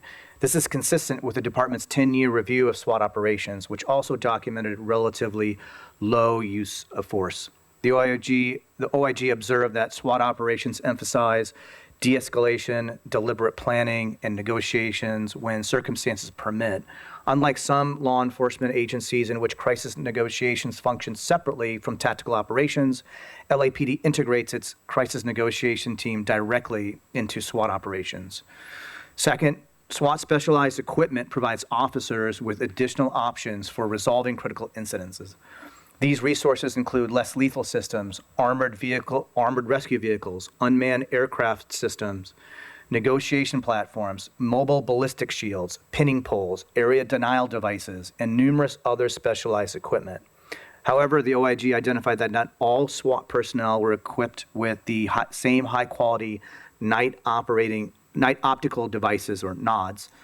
This inconsistency may affect officers' situational awareness and decision-making during nighttime operations. Third, the OIG identified opportunities to make greater use of technology in operational planning, after-action documentation, and command and control. SWAT's after-action report system captures substantial operational information. The current high-risk warrant after action report system, however, does not permit digital operation plans to be attached digitally. As a result, these documents are maintained separately in hard copy files, creating unnecessary duplication and redundancy and reducing efficiencies. In addition, providing secure online access to the after-action report system during SWAT operation would enable designated personnel to complete portions of the report during operational downtime, thereby reducing administrative workload following an incident. Technology could also strengthen command and control during operations, providing command staff with live video from armored vehicle-mounted cameras, drones, or other real-time situational awareness tools could provide command staff with enhanced visibility of personnel and tactical operations as incidents unfold. Finally, the OIG found that SWAT deployment process includes multiple layers of operational review. Requests for SWAT deployment are evaluated by the incident commander, the requesting area captain, and the Metropolitan Division captain. Similarly, tactical plans are developed by the assigned element leader, reviewed by SWAT supervisor, and approved by the SWAT officer in charge before being presented to the incident commander, who retains overall operational authority. The OIG identified an opportunity to further strengthen command coordination during critical incidents, encouraging the requesting captain or higher-ranking executive to be present during SWAT operations would better align with best practices by ensuring executive-level representation from both the requesting command and Metropolitan Division. Additionally, the SWAT program has current vacancies and is expected to experience significant turnover among element leaders because of upcoming retirements. Element leaders serve as subject matter experts within SWAT and play a vital role in planning, decision-making, training, and leadership. Accordingly, it would be prudent to fill those vacancies to maintain tactical expertise during SWAT operations. Recommendations. The OIG developed several recommendations to address opportunities for improvement identified in this review. Number one, ensure all SWAT officers use the same high-quality nods. Number two, enhance the SWAT warrant after action system portal by adding a feature that allows supporting documents to be uploaded. 3, host the after action report through an online portal with access provided on portable digital devices, allowing SWAT personnel to enter data during operational breaks at the command post. Number 4, fill the 4 element leader positions to maintain operational needs and ensure consistent leadership. And 5, reinforce the expectation that requesting captain or bureau commanding officer be present during all SWAT operations. That concludes our presentation. Thank you to the department for their assistance throughout this review. We are available to answer any questions. Thank you very much for this report, and I'll start with my fellow commissioners. First, Commissioner Tabor. Again, thank you very much for the report. The recommendations following the report coming through and the concurrence, and most of them by the department, help actually answer the core questions I had. I do want to ask, though, recognizing that the SWAT team members receive a level of training beyond the normal patrol officers, have there been instances or are there opportunities for within the department for SWAT officers to provide some level of enhancement of the training patrol officers receive around specific tactics that could be used in their normal day of activity? Is there sort of an integration opportunity? Good morning, Vice President Tabor. I'll begin, and then to get into specifics on that outreach, I'll have Lieutenant Figueroa. But one of the things that we stress and emphasize, beginning with our Metropolitan leadership team, both captains, Rainey, Rodriguez, and our lieutenants from the SWAT team, McMillian, and of course Figueroa, is whether it's part of the selection process and recruitment for future candidates, or if it's just a training or awareness for our patrol officers who we work hand in hand with during these critical incidents, is the ongoing outreach and training that we can provide at a command level, whether it's myself, Commander Curtin, Captain Rainey, or Captain Rodriguez. We work with the Geographic Bureau's leadership team regularly and provide training about SWAT incidents to familiarize themselves, because as the Inspector General notes in their report, they are ultimately the incident commander and making the final decision on what we will do during a SWAT incident as far as deployment and actions by our SWAT teams. So we start at the executive level, but there's ongoing training by our lieutenants, sergeants, and our element leaders and members. And Lieutenant Figueroa can talk about that briefly, about working with the specific divisions on that. Thank you. Good morning, Commissioners. Good morning, Chief, Inspector General, Executive Director. So the answer is we do provide training quite regularly. Because gang units tend to be more available than officers that work in a patrol assignment because they're typically responding to radio calls.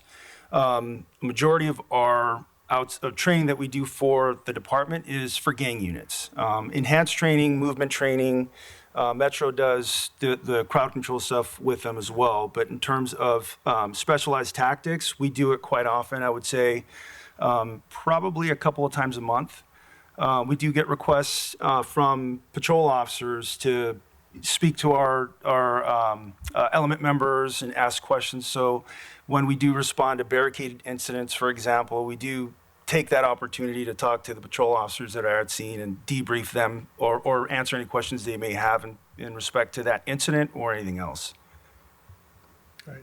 Well, thank you. I just wanted to, and I'm always concerned about what we do to prepare officers down the line for opportunities both within the department and external to the department. But clearly, SWAT is a prestigious unit within the department, and I think represents a level of training that, if we could standardize it throughout the department, would increase our ability to serve the public in a variety of different ways. So I'm looking forward to learning more as we go through the process. Thank you. I have no further questions. Thank you. Commissioner Aubrey.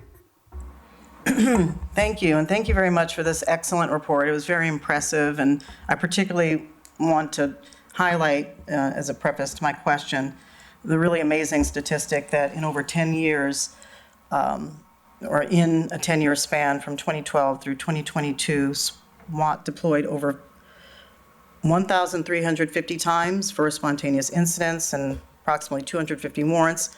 Yet the use of deadly force occurred in only 17 instances, just over 1% of all deployments. This is very impressive, and piggybacking on my fellow Commissioner Vice President Tabor's question, I also wanted to ask about the opportunities for this model, whatever it is that has resulted in such impressive numbers, being spread throughout the department through training and other methods. So it's good to know that that is happening. It's good to know also that with the gang officers in particular, that is happening, that can result in more de-escalation, preservation of life, and that culture of SWAT. So with that specifically said, are there any efforts to expand be very intentional about spreading, whatever lessons can be learned to achieve these kind of remarkable results throughout the department? I appreciate that, Commissioner Aubrey. And when you mentioned about the 10-year report and the percentage, which was less than 2%, even in those instances where SWAT used deadly force during that period, I could describe for you all of those incidents which involve the most violent situations involving some of the most violent suspects that our city has faced during that time. And those were instances where ultimately SWAT did use deadly force. But specific to what you're asking, the model of SWAT has evolved over the years in terms of their response, and in different settings and commission meetings, we've talked about the model of like a whole of government approach, which includes not only the SWAT team responding to an incident, but having fire department, tactical emergency medical teams assigned to them for life-saving efforts, but also having the mental evaluation unit, another core component of our of our department's efforts to save lives. We try to use that to set an example for the rest of the department as well. What we also find working closely with patrol units during these incidents is if we have the fire department there and we have the mental evaluation unit and we have a department psychologist at scene to try to deal with these persons dealing with these crises in their lives, what we also find is that the patrol officers that usually are the first responders at these incidents and that call SWAT, we always begin the first command briefing with the two-person patrol unit, and they articulate and explain to us what happened in the beginning stages of this. And what we found is that it's a great opportunity for them to show their leadership as potential future leaders of the department and possibly even being future members of the SWAT team. But what we also are impressed with each time one of us is out there with them is that these could be 1, 5, 10-year police officers, but their articulation on what happened and painting a picture for our SWAT team to go deal with this situation is very articulate for even some of the short experience they may have. But we find these are some of the best police officers out there. And as Lieutenant Figueroa said, we take those opportunities during incidents and following an incident to work hand in hand with them.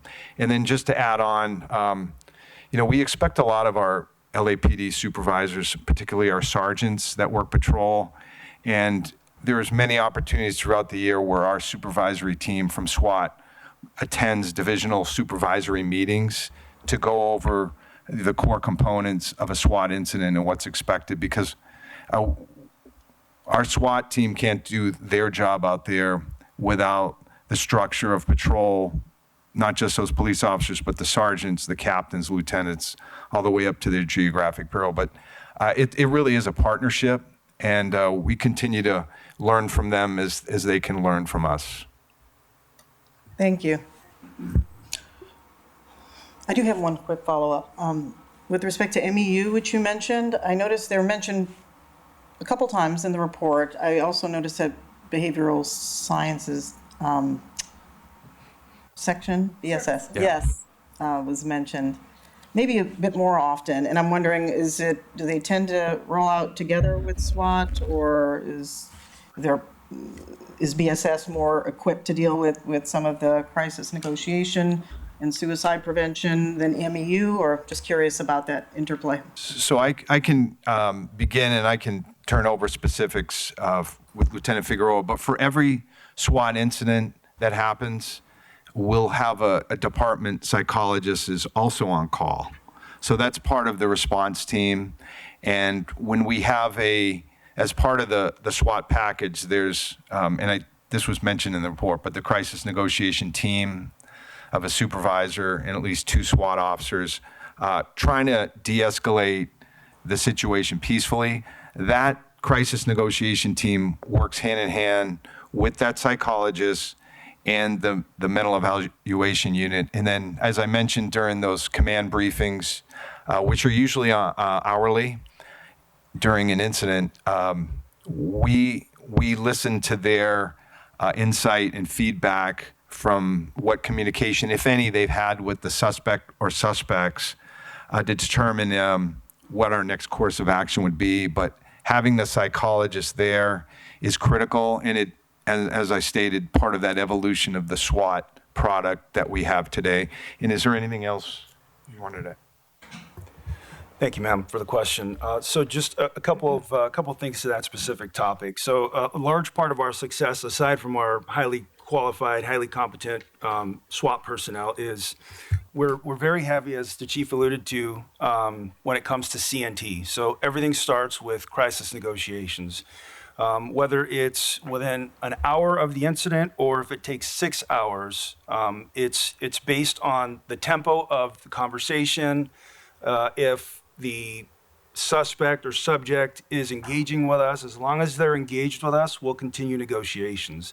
The MEU portion of it, that starts really at the beginning during our initial screening process. So one of the questions I ask and my partner asks is, Is MEU at scene? If they're not at scene, please request them, ask them to find out what this person's mental history is. So we'll start with usually the general information of if they have a diagnosis, prior contacts, prior, through Department of Mental Health, any information that we can gather to kind of figure out what's going on with this person and which direction to take with negotiations. Once it does turn into a call out, BSS is always a part of our crisis negotiation team. They don't engage in negotiations, but they have an overhear on everything, which means they're assessing based on the information that the feedback that they're getting from the suspect or the subject, what maybe this person is suffering from, if it's a family issue, if it's whatever the case may be.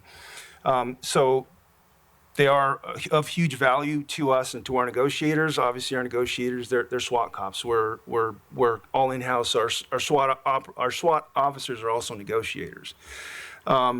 But back to that 10-year report, if I can briefly comment, a large part of our success is negotiations. And one of the ways we give back to the department is through a grant that it ended, I think, beginning of this year, CNT grant, which is an 8-hour course that we provide for anybody who's interested to attend. Officers, sergeants, detectives, anybody who may be interested in this course. So it's a very brief crash course on crisis negotiations. So that's our way of giving back. Now we do have it is coming back. Hopefully we'll get funding beginning of the year, so we'll start that back up again. So through those courses, we're able to provide some information on how to deal with suicidal subjects or people suffering from mental health episodes. That's really good to know, and anything that can be done to replicate your success throughout the department with respect to the de-escalation techniques is wonderful. So thank you very much. Thank you. Thank you, Commissioner Scobin. Thank you. Echo those sentiments. My questions today touch on the level of service provided when these specialized services are needed. Is there a department standard or goal for the time it takes from when SWAT is requested and the needed element or elements are operational at the scene? Good morning, sir. I think with what we look at obviously the thing we say for each SWAT incident, I mean, every situation is very different. Lieutenant Figueroa mentioned about that first screen down process, which he or the other SWAT lieutenant will evaluate telephonically. That conversation will determine the type of resources that we're going to send. So I think what we want to stress is we don't send the same deployment of officers for each one. I mean, we're very, we assess it based on, we don't want to just come in and occupy a neighborhood. We want to make sure we bring in the appropriate amount of resources based on what we know for that incident. And then we can assess as an incident evolves if we need to.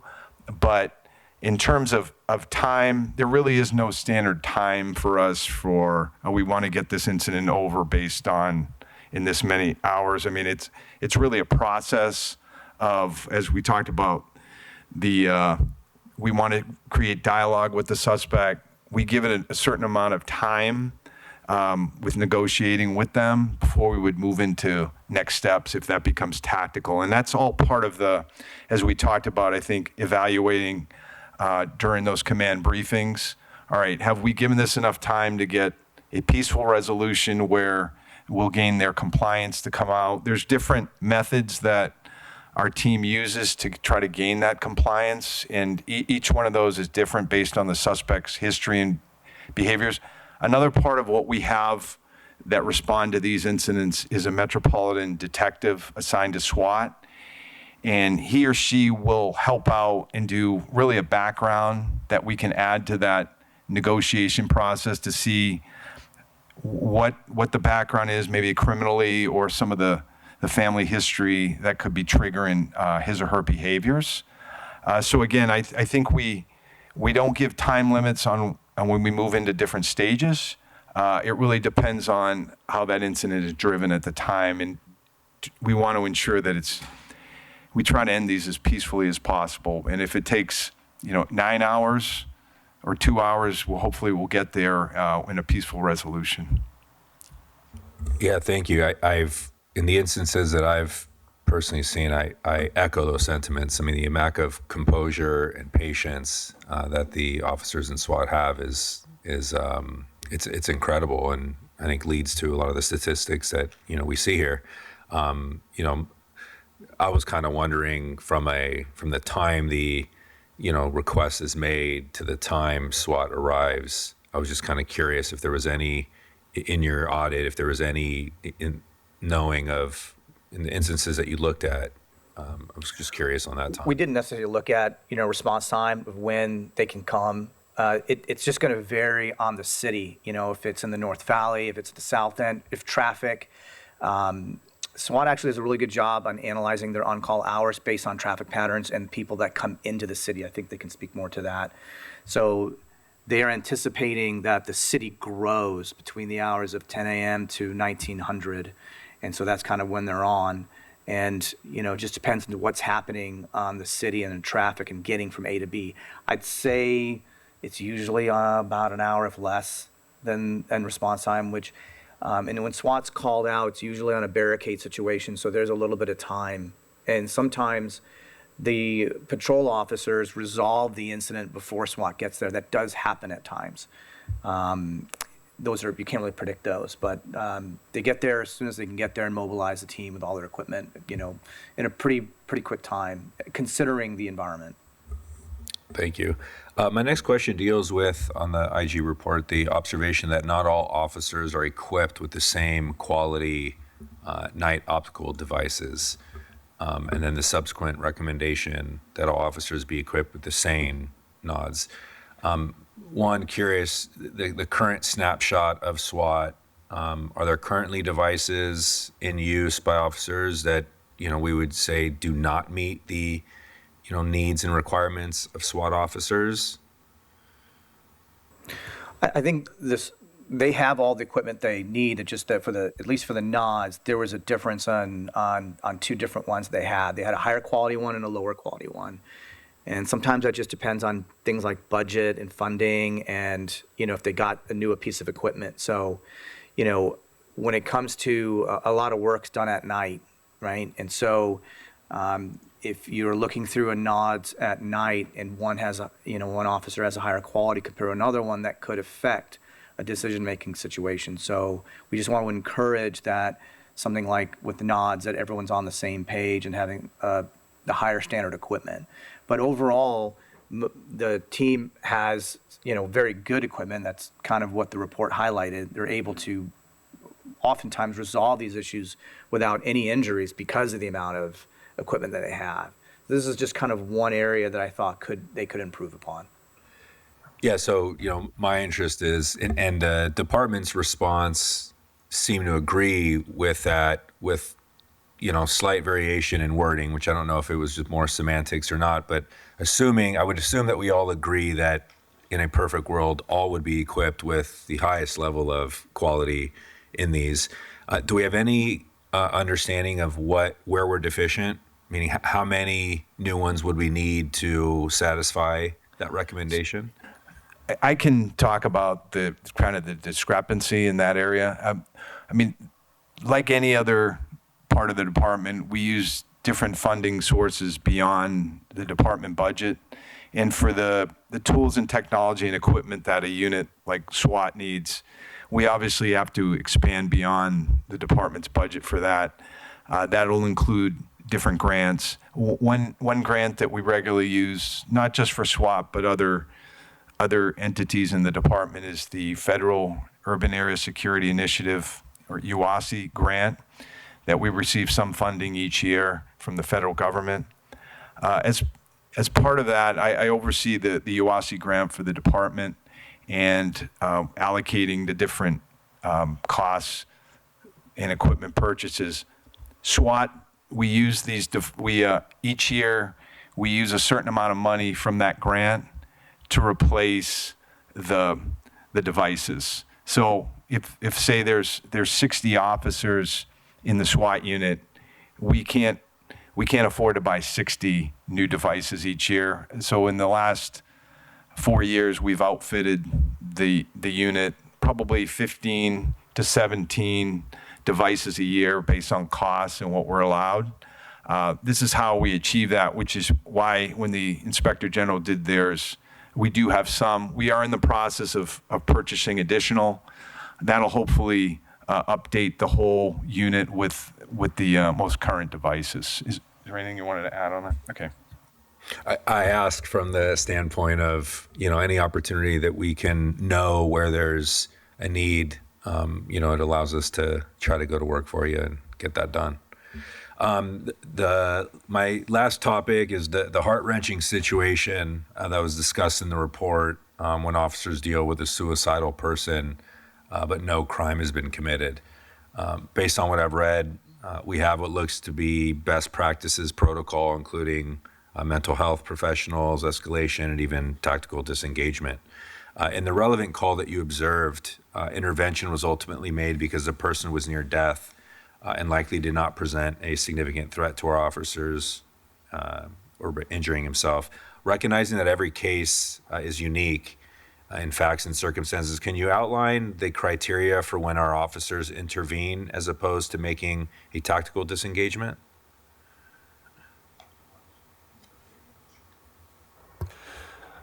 Thank you, sir. And that's specific to a suicidal subject, the disengagement. So where no crime has been. Yes. So we do get those calls quite often. We do have what's called a CNT only response, which is a lieutenant, a sergeant, and 2 negotiators.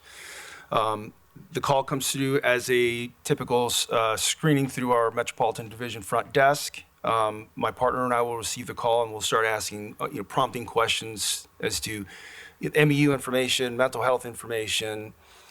Once we make the determination that it meets our criteria, if it doesn't, we'll recommend a disengagement. We're not there. We can't tell them what to do, nor is it our responsibility to tell them that they need to disengage. We can make a recommendation based on our experience and the volume of calls that we get.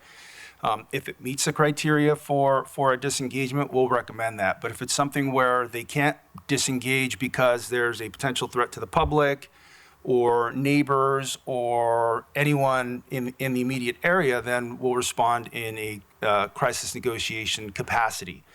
Now, what we do when we get there, obviously, is negotiations, but we also provide tactical recommendations. So since we do have that expertise in all of our SWAT officers, so we do have a crisis negotiation cadre, but every one of our officers has attended a 40-hour crisis negotiation course. So they are trained in negotiations. The officers that respond to the CNT only callouts are part of our CNT cadre, if that makes sense. So we'll provide the negotiations part of it, but we'll also provide some tactical recommendations. If this is ultimately going to lead to something where we just can't leave, then maybe we recommend putting a black and white in front of the house, or maybe some plainclothes officers to monitor the location. We're balancing the governmental interest versus the need to take this, or what help does this person really need, and are we going to make the situation worse? And if that's the case, sometimes we'll recommend we've come to an impasse, we're not getting anywhere with negotiations, and we may recommend this isn't a department term, but for lack of a better term, kind of a partial disengagement where they put a black and white down the street, they monitor the door. If some time passes, there's no concern over a threat, then they leave. But governmental interest is always the key point when dealing with suicidal subjects. And I'll end with kind of echoing some of my fellow commissioners on this. They talk about, emulating the training and experience and knowledge that you guys have, recognizing that oftentimes patrol officers are the first ones on scene, that have to deal with the situation. And so, happy to hear that training should be coming back at the beginning of the year. And, frankly, I think it's an opportunity for us to look at, how do we better prepare those patrol officers for these situations, because it doesn't feel like, these types of calls are going to be decreasing over time. It feels like they're going to be increasing. And so the better prepared they are, the better prepared they will be to handle these situations. So thank you. Thank you. And I will kind of jump on the bandwagon of thanking everyone for both this report and Mr. Patel, very good job on this report. I thought it was very excellently done in terms of really helping to demystify the SWAT team operations, both for the commission so we understand some of the basic, terminology and, protocols, as well as for the public so that they know what it is that the SWAT team does. And I appreciate that this is in a series of reports, and the prior one about training I thought was very helpful, and I've had an opportunity to watch some of the SWAT training, and it is very impressive. And it does highlight the different types of tools that are available to, the SWAT team that, say, normal patrol don't have access to. And I think that kind of is highlighted also in your report. And I look forward to, a future report about the selection criteria relating to how it is that, officers are chosen for this team. And some of my comments, so I appreciate all of that, and I appreciate in the report also the comparison that you have of how does, staffing and things like that compare to both national and state standards. We always want to make sure we're, meeting and exceeding those types of standards, and so that was helpful for us to see. And, every week, it seems like, or multiple times a week, we get emails as commissioners of SWAT call out. And I'm always very happy to get the follow-up email of suspect taken into custody, no incident, right? And then it's amazing how frequently that happens, knowing that the criteria of when SWAT is called out is someone usually armed with some weapon, involved in some crime, yet you're able to get there and de-escalate the situation. Now, I know our patrol officers, oftentimes some of the officer-involved shootings that we see, they are pulling up and being shot at immediately, right? That there's not going to be the time for the crisis negotiation. But there are other times when time and distance could be your friend and could slow down the process. And I think this is where, by the time SWAT team is called out, it usually is more of a static situation, and you have the opportunity to engage in that type of analysis of what are all of the different tools that are done. And it was great to see the CNT only package that was sent out for the North Hollywood incident, of them using family members to try to plead with them. That's just an amazing, that is the type of service I think everyone would love, that to be spread out as much as it can, because if any loved one is in that same situation, that's how you would want, the police to respond. And so, again, I understand that, the SWAT team in CNT is more unique, and it has more specialized training and more specialized tools. And I also, the fact that there is the Behavioral Sciences Services psychologist, BSS psychologist embedded in CNT, I think is that type of model that we want, and is very effective. And I'm glad that you observed it in real time, them actually being consulted. And when I've met with BSS psychologists, they said that they're involved, right? That they are being consulted. So I'm glad you're not using them as a check the box. We got a psychologist that's over in the corner, can't say or do anything. Like, that's not what we want. And so I'm so glad to see that, from hearing it from BSS, that they feel included, that you all are including them in these important discussions, and that you're also independently observing that, I think is the baseline reason for the success of that unit so much. And so I just really appreciate that. And I'm glad that there are opportunities where the SWAT criteria isn't met, but there's an opportunity to send out a smaller unit for the crisis negotiation team. If there's any way we can potentially expand that for additional, because there are times we have patrol officers who are struggling, right? They're struggling with a call. It doesn't meet the SWAT criteria. The situation has slowed down a little bit, but is there a way that we can send them some help with some people who have some more tools and training to help them with the situation? And have you looked at potentially expanding this model a little bit more so that it's beyond just, people with, suicidal expressions.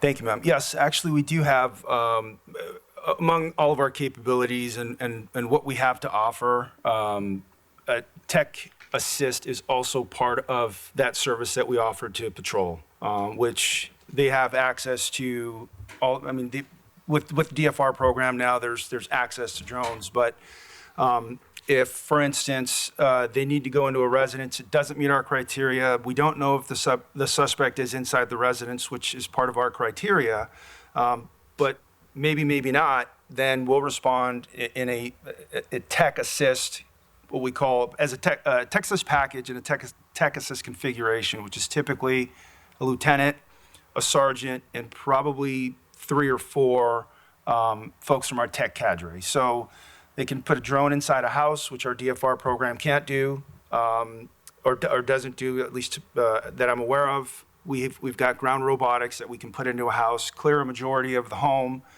through robotics, make it as safe as we can before they step into the house to clear it. Again, we're at scene, so we do provide tactical recommendations. We're there, absolutely, why not, right?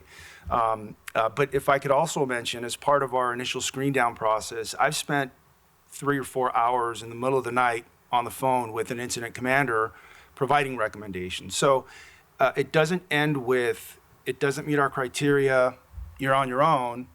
It ends when there's some sort of a resolution. So our phone is always on when we're on standby, and they can call back as many times as they can, which oftentimes they do, and we welcome it.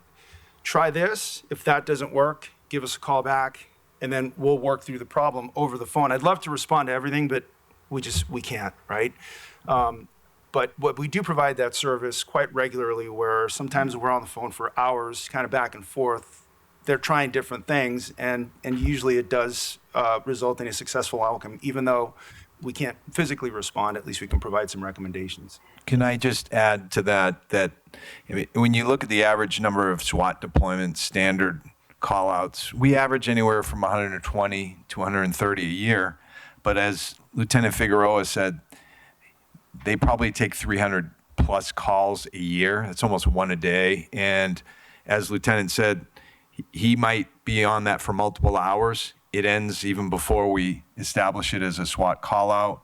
And then even those 125 deployments where one of us will respond with SWAT, when the lieutenant will call me, usually, it's 1 or 2 in the morning, and he'll say, "Chief, I've been working this problem on the phone for the last 4 hours. This is where we're at now." So they've exhausted every effort to even establish a SWAT response, which I think is helpful for us to make sure these always end peacefully, or even impact or inconvenience a neighborhood for us to even come out. So they do a tremendous job on so many levels, and they're continuing to enhance their capabilities beyond just the standard SWAT package. I really appreciate that, and I do think that kind of assistance is key to helping to spread kind of the tactics and de-escalation and slowing down the process to hopefully get to a good resolution. Are you leveraging technology in a way yet that you're able to, I know you're on the phone the whole time, have you been able to log in and see things in real time, or any kind of ability to stream video or anything of the incident so that you're able to provide even real-time recommendations in a better way? So the extent of that is really the drone program. So, and that doesn't really give us much other than just an aerial view of outside of the residence. So in terms of accessing body-worn video, I think that's possible to do. I'm not sure, but we have not attempted. That's certainly a good idea if that's an option to. Yeah, I think it would be worth exploring, again, just so that you're able to get better information while you're making these recommendations, whether it's the digital in-car video or body-worn, to the extent that that's a capability. I think that would be great to look at. And I appreciate that there's, the crisis negotiation training. I'm also wondering whether, kind of as Commissioner Aubrey was saying about educating some more of our officers, if there's any opportunity to do roll calls, particularly on like issues of, tactical disengagement or slowing down the process, or when all of the different options that are available, because some officers might just say, well, this isn't SWAT, so why call them? So that everyone understands what capabilities they have, and also understand that tactical disengagement is an option that is available in certain circumstances. And I think when they hear it from the SWAT team, it sounds, more palatable than maybe some other supervisors that talk to them about that. Yes, ma'am. So we do quite often, actually, my partner and I get calls from captains to attend roll calls. And it's typically as a result of a recent incident. We don't do it as kind of a general thing. We're available for it anytime they request, but we do get, on the heels of some big incident or something complicated, we'll get calls from captains to, show up at a roll call, say a PM watch roll or mid PM watch roll call, to discuss the incident and kind of break it down with the officers. So we do get those requests, and we field them anytime we get those requests. Can I make the request that you proactively see, because sometimes it's one division has the big issue and then they're being reactive to it, but it would be great if other people in other divisions know, hey, this is the type of situation that happened. Here's how we can respond.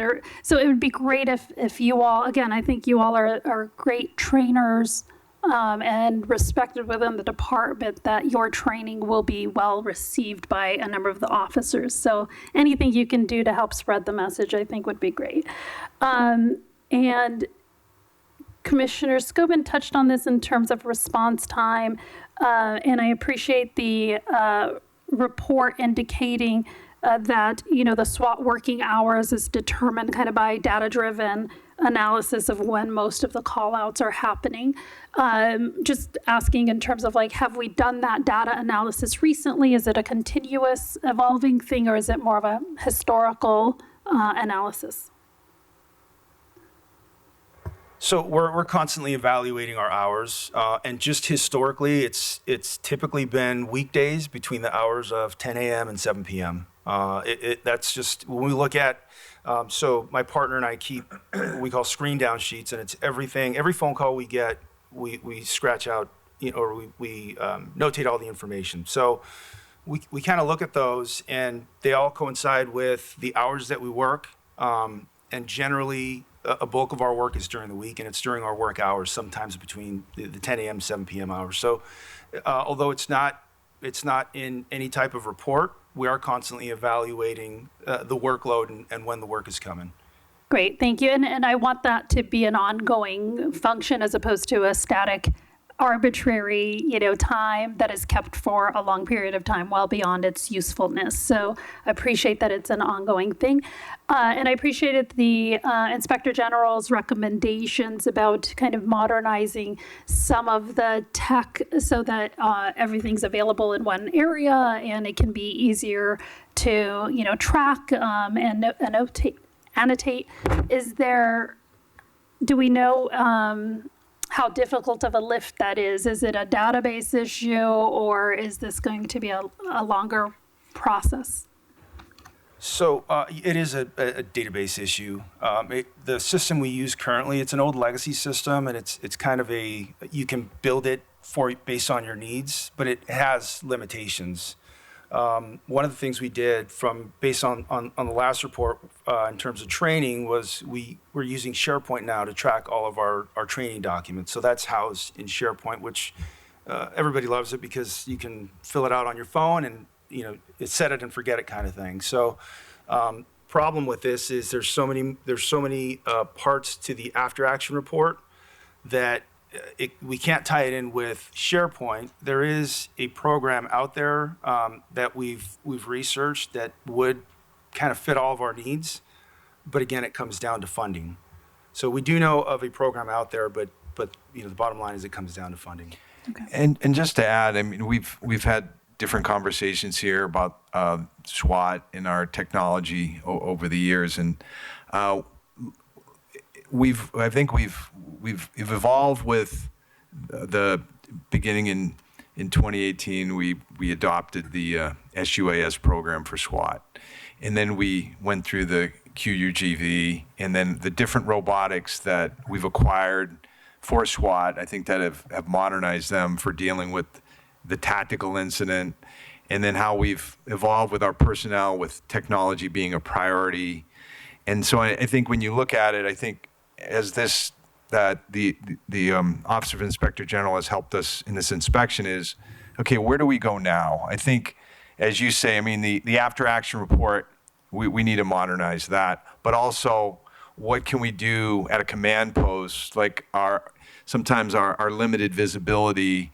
There's situations like Lieutenant mentioned about where we've been on incidents where the drone has been very helpful in giving us great situational awareness, but we don't yet have that system that we can plug in and utilize to see what is really happening other than what we're getting communicated from the folks that are downrange. So I think that's really the next phase of it that we need to lean in on and focus on and find those systems as well as the funding sources, which we know we have a lot of support that we can acquire over the next several years as we move into, another busy period with the Olympics on the horizon. Great. Thank you. Do any other commissioners have any questions or follow-ups? Yes. Thank you, Madam President. One follow-up question related to technology. In the technology section of the report, it states OIG suggests considering integrating live video feeds from Bearcat-mounted cameras and exterior drones. These feeds would provide critical visual information during operations and enable command staff at the command post to make more informed tactical decisions in real time. And you have very compelling reasons for that. I noticed that wasn't an actual recommendation, however. Do you feel that you are going to be making progress in getting these tools, absent the need to elevate this to a recommendation? It was not a specific recommendation, as I understood it. Yeah, it was when we met several times with the Office of Inspector General. It was a key theme. Obviously, is about, as we just talked about, the situational awareness and how what it really initiated for us from this inspection and these meetings is our ability to research what capabilities are out there that will be best suited for us to give us that enhanced situational awareness. So we are in progress of working with different vendors as well as Information Technology Bureau to help us sort of find that right system that would work for us as well as with our equipment. So it already is in process, and we should thank the Inspector General for the help with that. And we're really trying to modernize as much as we can. Thank you. Commissioner Tabor? Follow-on question. Just as we modernize our department and adapt technology as it becomes available to us, what are we doing with the current technology? Do we have a plan to recycle it to other agencies? Are we just destroying it? Are we warehousing it, which would be obviously the most expensive option, but what are we doing? What's our... Well, if I just use an example, say the drones. We've had drones for a while. What we found over the years with SWAT is that just like comparing it to a phone, they very quickly become archaic. Lieutenant Figueroa mentioned the drones that we've adopted in the last 2 years that can move very well inside a home. And I think we've done some demonstrations at our SWAT house that show our robotic systems working hand in hand with these in-house drone systems. And for us, those are things that we never had years ago. So I think what happens is to answer your question, some of those drones we put into use for training. We've even expanded those, and now since the drone program has expanded throughout the department, many of those old drones are being used by different entities of the department for training cycles, and that's usually what we do. We don't just discard our equipment. We put good use to them under training. Is there anything else you'd like to add? Or good? Yes, thank you, Chief. We, for lack of a better term, we run them till the wheels fall off. We really use them. We get everything we can out of them. We use them for spare parts. A lot of the robotics that we have or that we've had for many years are currently in use. We do have some new robotics, but we also have the robotics that are kind of expendable that we'll put into a residence where we believe, violent suspect, but we need to get some eyes on inside the location. But we're okay with losing that robotic. So we do have most of our robotics are in service, or we use them as parts. Okay, and I asked that question because I think the public is not only concerned about our ability to be modern and be on the what I like to call the bleeding edge of technology, utilizing it effectively, but we also want to understand what we're doing to pass that technology along as it ages. My only other piece to add to that is to the extent that we, as we prepare for the Olympics, that we're utilizing our excess, probably the wrong word in this instance, but our available technology to help train other agencies that we'll be collaborating with also is an opportunity that we should fully investigate and perhaps might find funding for as well. So it's a thought. Excellent. Well, thank you all, and really appreciate the report and everyone's involvement here. With that, I move that we approve the Inspector General's report and adopt its recommendations. Is there a second? Second. All in favor say aye. Aye. Motion passes. Thank you all. Thank you. We'll now turn to item 4B, the department's report relative to a recommendation for the Police Commission unit citation.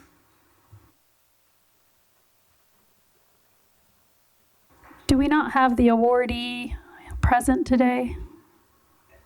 No? Good morning, President Shields, Vice President Tabor, Commissioner Scobin, Deputy City Attorney De La Guerra, Commissioner Aubrey, I'm trying to get everyone's name correctly, Executive Director Mr. Sibley, Assistant Chief Choi, and to our Inspector General, Mr. Berrigan. I'm Deputy Chief John Pinto from Human Resources Bureau. I also have the honor of chairing our department's accommodation board. This morning I'm here, or I think it's this morning, I'm here to present 16 members of our Behavior Science Services Command for the consideration of the Police Commission Unit Citation. The criteria for that is the Police Commission Unit Citation honors organizational units for bravery or outstanding service by its members functioning as a team. Before I do, I'd just like to briefly explain the nomination process is very deliberate. Most nominations start at the area level, at an area division. They're reviewed from the area to the Bureau, and if supported, are forwarded to the department's accommodation board. The board conducts a comprehensive review, and award nominations receiving a majority vote are then forwarded to the Chief of Staff's office for his approval. For this BOPC unit citation, it was reviewed by our Chief of Police before being presented to this commission. I share this because this nomination has gone through a process and because this team truly represents the highest standards of service and teamwork. Since the beginning of COVID-19 pandemic, Behavior Science Services has been there for our people through some of the most challenging years this department has experienced. Their work requires extraordinary expertise, resilience, cultural competency, and personnel commitment. They respond when they are needed and often during all hours and during most difficult circumstances, like SWAT callouts and CNT. As a commanding officer, I have personally seen the value of their commitment. Much of their work occurs quietly and away from public view, but its impact is throughout their department. Their contributions also extend far beyond counseling. They provide behavior science expertise to the department. They support prevention programs, proactive wellness efforts, and organizational initiatives. They assist our crisis negotiation teams in SWAT incidents, and they help prepare the department for future challenges such as the 2028 Olympics and Paralympic Games. The past 5 years, they have tested this team in extraordinary ways. Through it all, they have continued to serve, adapt, innovate, and help the rest of the department in doing the same. Therefore, it is recommended that Behavior Science Services be recognized for their distinguished service to safeguard the well-being of department personnel during this historic period of challenges, which merits the award of the Police Commission Unit Citation. It is with honor and respect that I present the Police Commission Unit Citation nomination for these 16 members of Behavior Science Services. If approved, the BOPC Unit Citation will be presented at the department's recognition award ceremony on October 14th, 2026. Thank you for any consideration. I'm happy to answer any questions regarding this nomination. Thank you so much. At least we'll be able to recognize them later. I was hoping Dr. Dorian and team would be here to hear us gush over them. So they'll have to await a later time. But I'll start with questions from any commissioners. Commissioner Aubrey. No questions, just a very well-deserved nomination, which I will fully support, and particularly coming on the heels of the SWOT report and the critical role that BSS plays. It's just only fitting, and thank you for the nomination, and thank you to BSS. Yes, ma'am. Thank you. Commissioner Tabor. So I have a question, but it really is a recommendation for thought in a sense. I think recognizing these officers and the work that they do in the department is critically important, both for morale within the agency, but acknowledgement of service provided. And I'm wondering if, and this is perhaps where I sense a recommendation coming, I'm wondering if we have the ability to acknowledge them in the public space in their, as an example, their local newspaper or their church bulletin, or in some other way to say, as the employer, here we're proud of these employees, and we want their community, their neighborhood to know the respect we have for and the adulation we have for the work that they've done. Is there a way that, or an appreciation that we can show in a community way to both recognize them, but also to alert the community that we recognize them? So the answer is yes. I would just have to come up and work with my boss in a way to do it publicly. Of the 16, 14 are police psychologists. One's in your church list and one works for there. So we can definitely come up with a venue or some type of publication, chief's message or something like that, that can go out publicly to recognize these 16 members. Yeah, I think a good example is psychologists are probably part of a professional organization somewhere outside the department to recognize them in that place as well. So their colleagues in the field also get to see the acknowledgement. So I think whenever we have the opportunity to really promote what we feel is important about the service they provide to the general public, that's another way we grow an appreciation of what we do, and also adds to I had no idea, for example, we had this many psychologists in the department. So now I know and can talk about that as a career, that an opportunity for someone who is pursuing their doctorate or master's in psychology to see that there's a career option also in public service in this space. So yeah, thank you. Appreciate the comments, and I should have mentioned that our Dr. Edric Dorian, who is our chief psychologist, they do present at several national and statewide and county and city events. And they just last year at IACP, they did a thing on best practices for de-escalation and dealing with wellness. They have a nationally recognized wellness program for our department as well. But thank you. Commissioner Scobin. It's an honor to support this. Thank you, sir. And I look forward to the recognition awards ceremony where we can honor them. And you did mention, this is a group that really is nationally and internationally known. When we go to the International Association of Chiefs of Police conferences, these are the people that they want to hear from so that they can learn best practices on a whole host of issues. So it's a pleasure and honor to, approve this recommendation.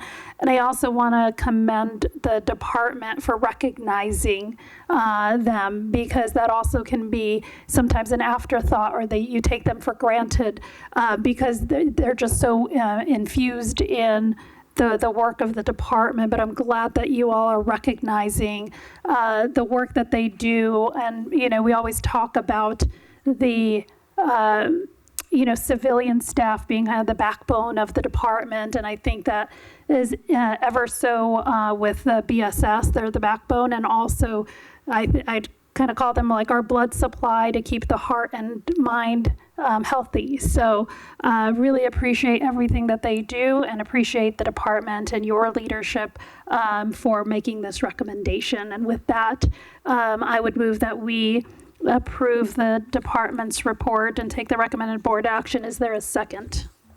I say. 3 seconds. All in favor say aye. Motion passes. Thank you so much. Thank you all.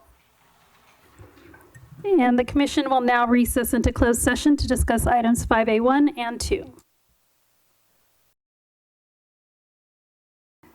The commission has returned from closed session, and I'll ask the executive director, Mr. Sibley, to please report on the closed session items. Thank you, Madam President. So with regard to items 5A1 and 5A2, at the regular meeting of the Board of Police Commissioners on August 18th, 2026, during the closed session, the board made the following findings, in each case by a 4-0 vote. So item 5A1, which is officer-involved shooting, case number 045-25. For tactics, administrative disapproval, 2 police officers, 2. For drawing and exhibition of a firearm, in policy, no further action, 2 police officers, 2. For non-lethal use of force, in policy, no further action, 1 police officer, 2. And for lethal use of force, in policy, no further action, 2 police officers, 2. And for item 5A2, which is law enforcement related injury, case number 046-25. For tactics, tactical debrief, 2 police officers, 3. For drawing and exhibition of a firearm, in policy, no further action, 1 police officer, 3. And for intermediate use of force, in policy, no further action, 2 police officers, 3. And that concludes the report out, Madam President. Thank you. With that, then, I move that we adjourn the meeting. Is there a second? Second. All in favor, say aye. Aye. Motion passes. Thank you, and meeting is adjourned.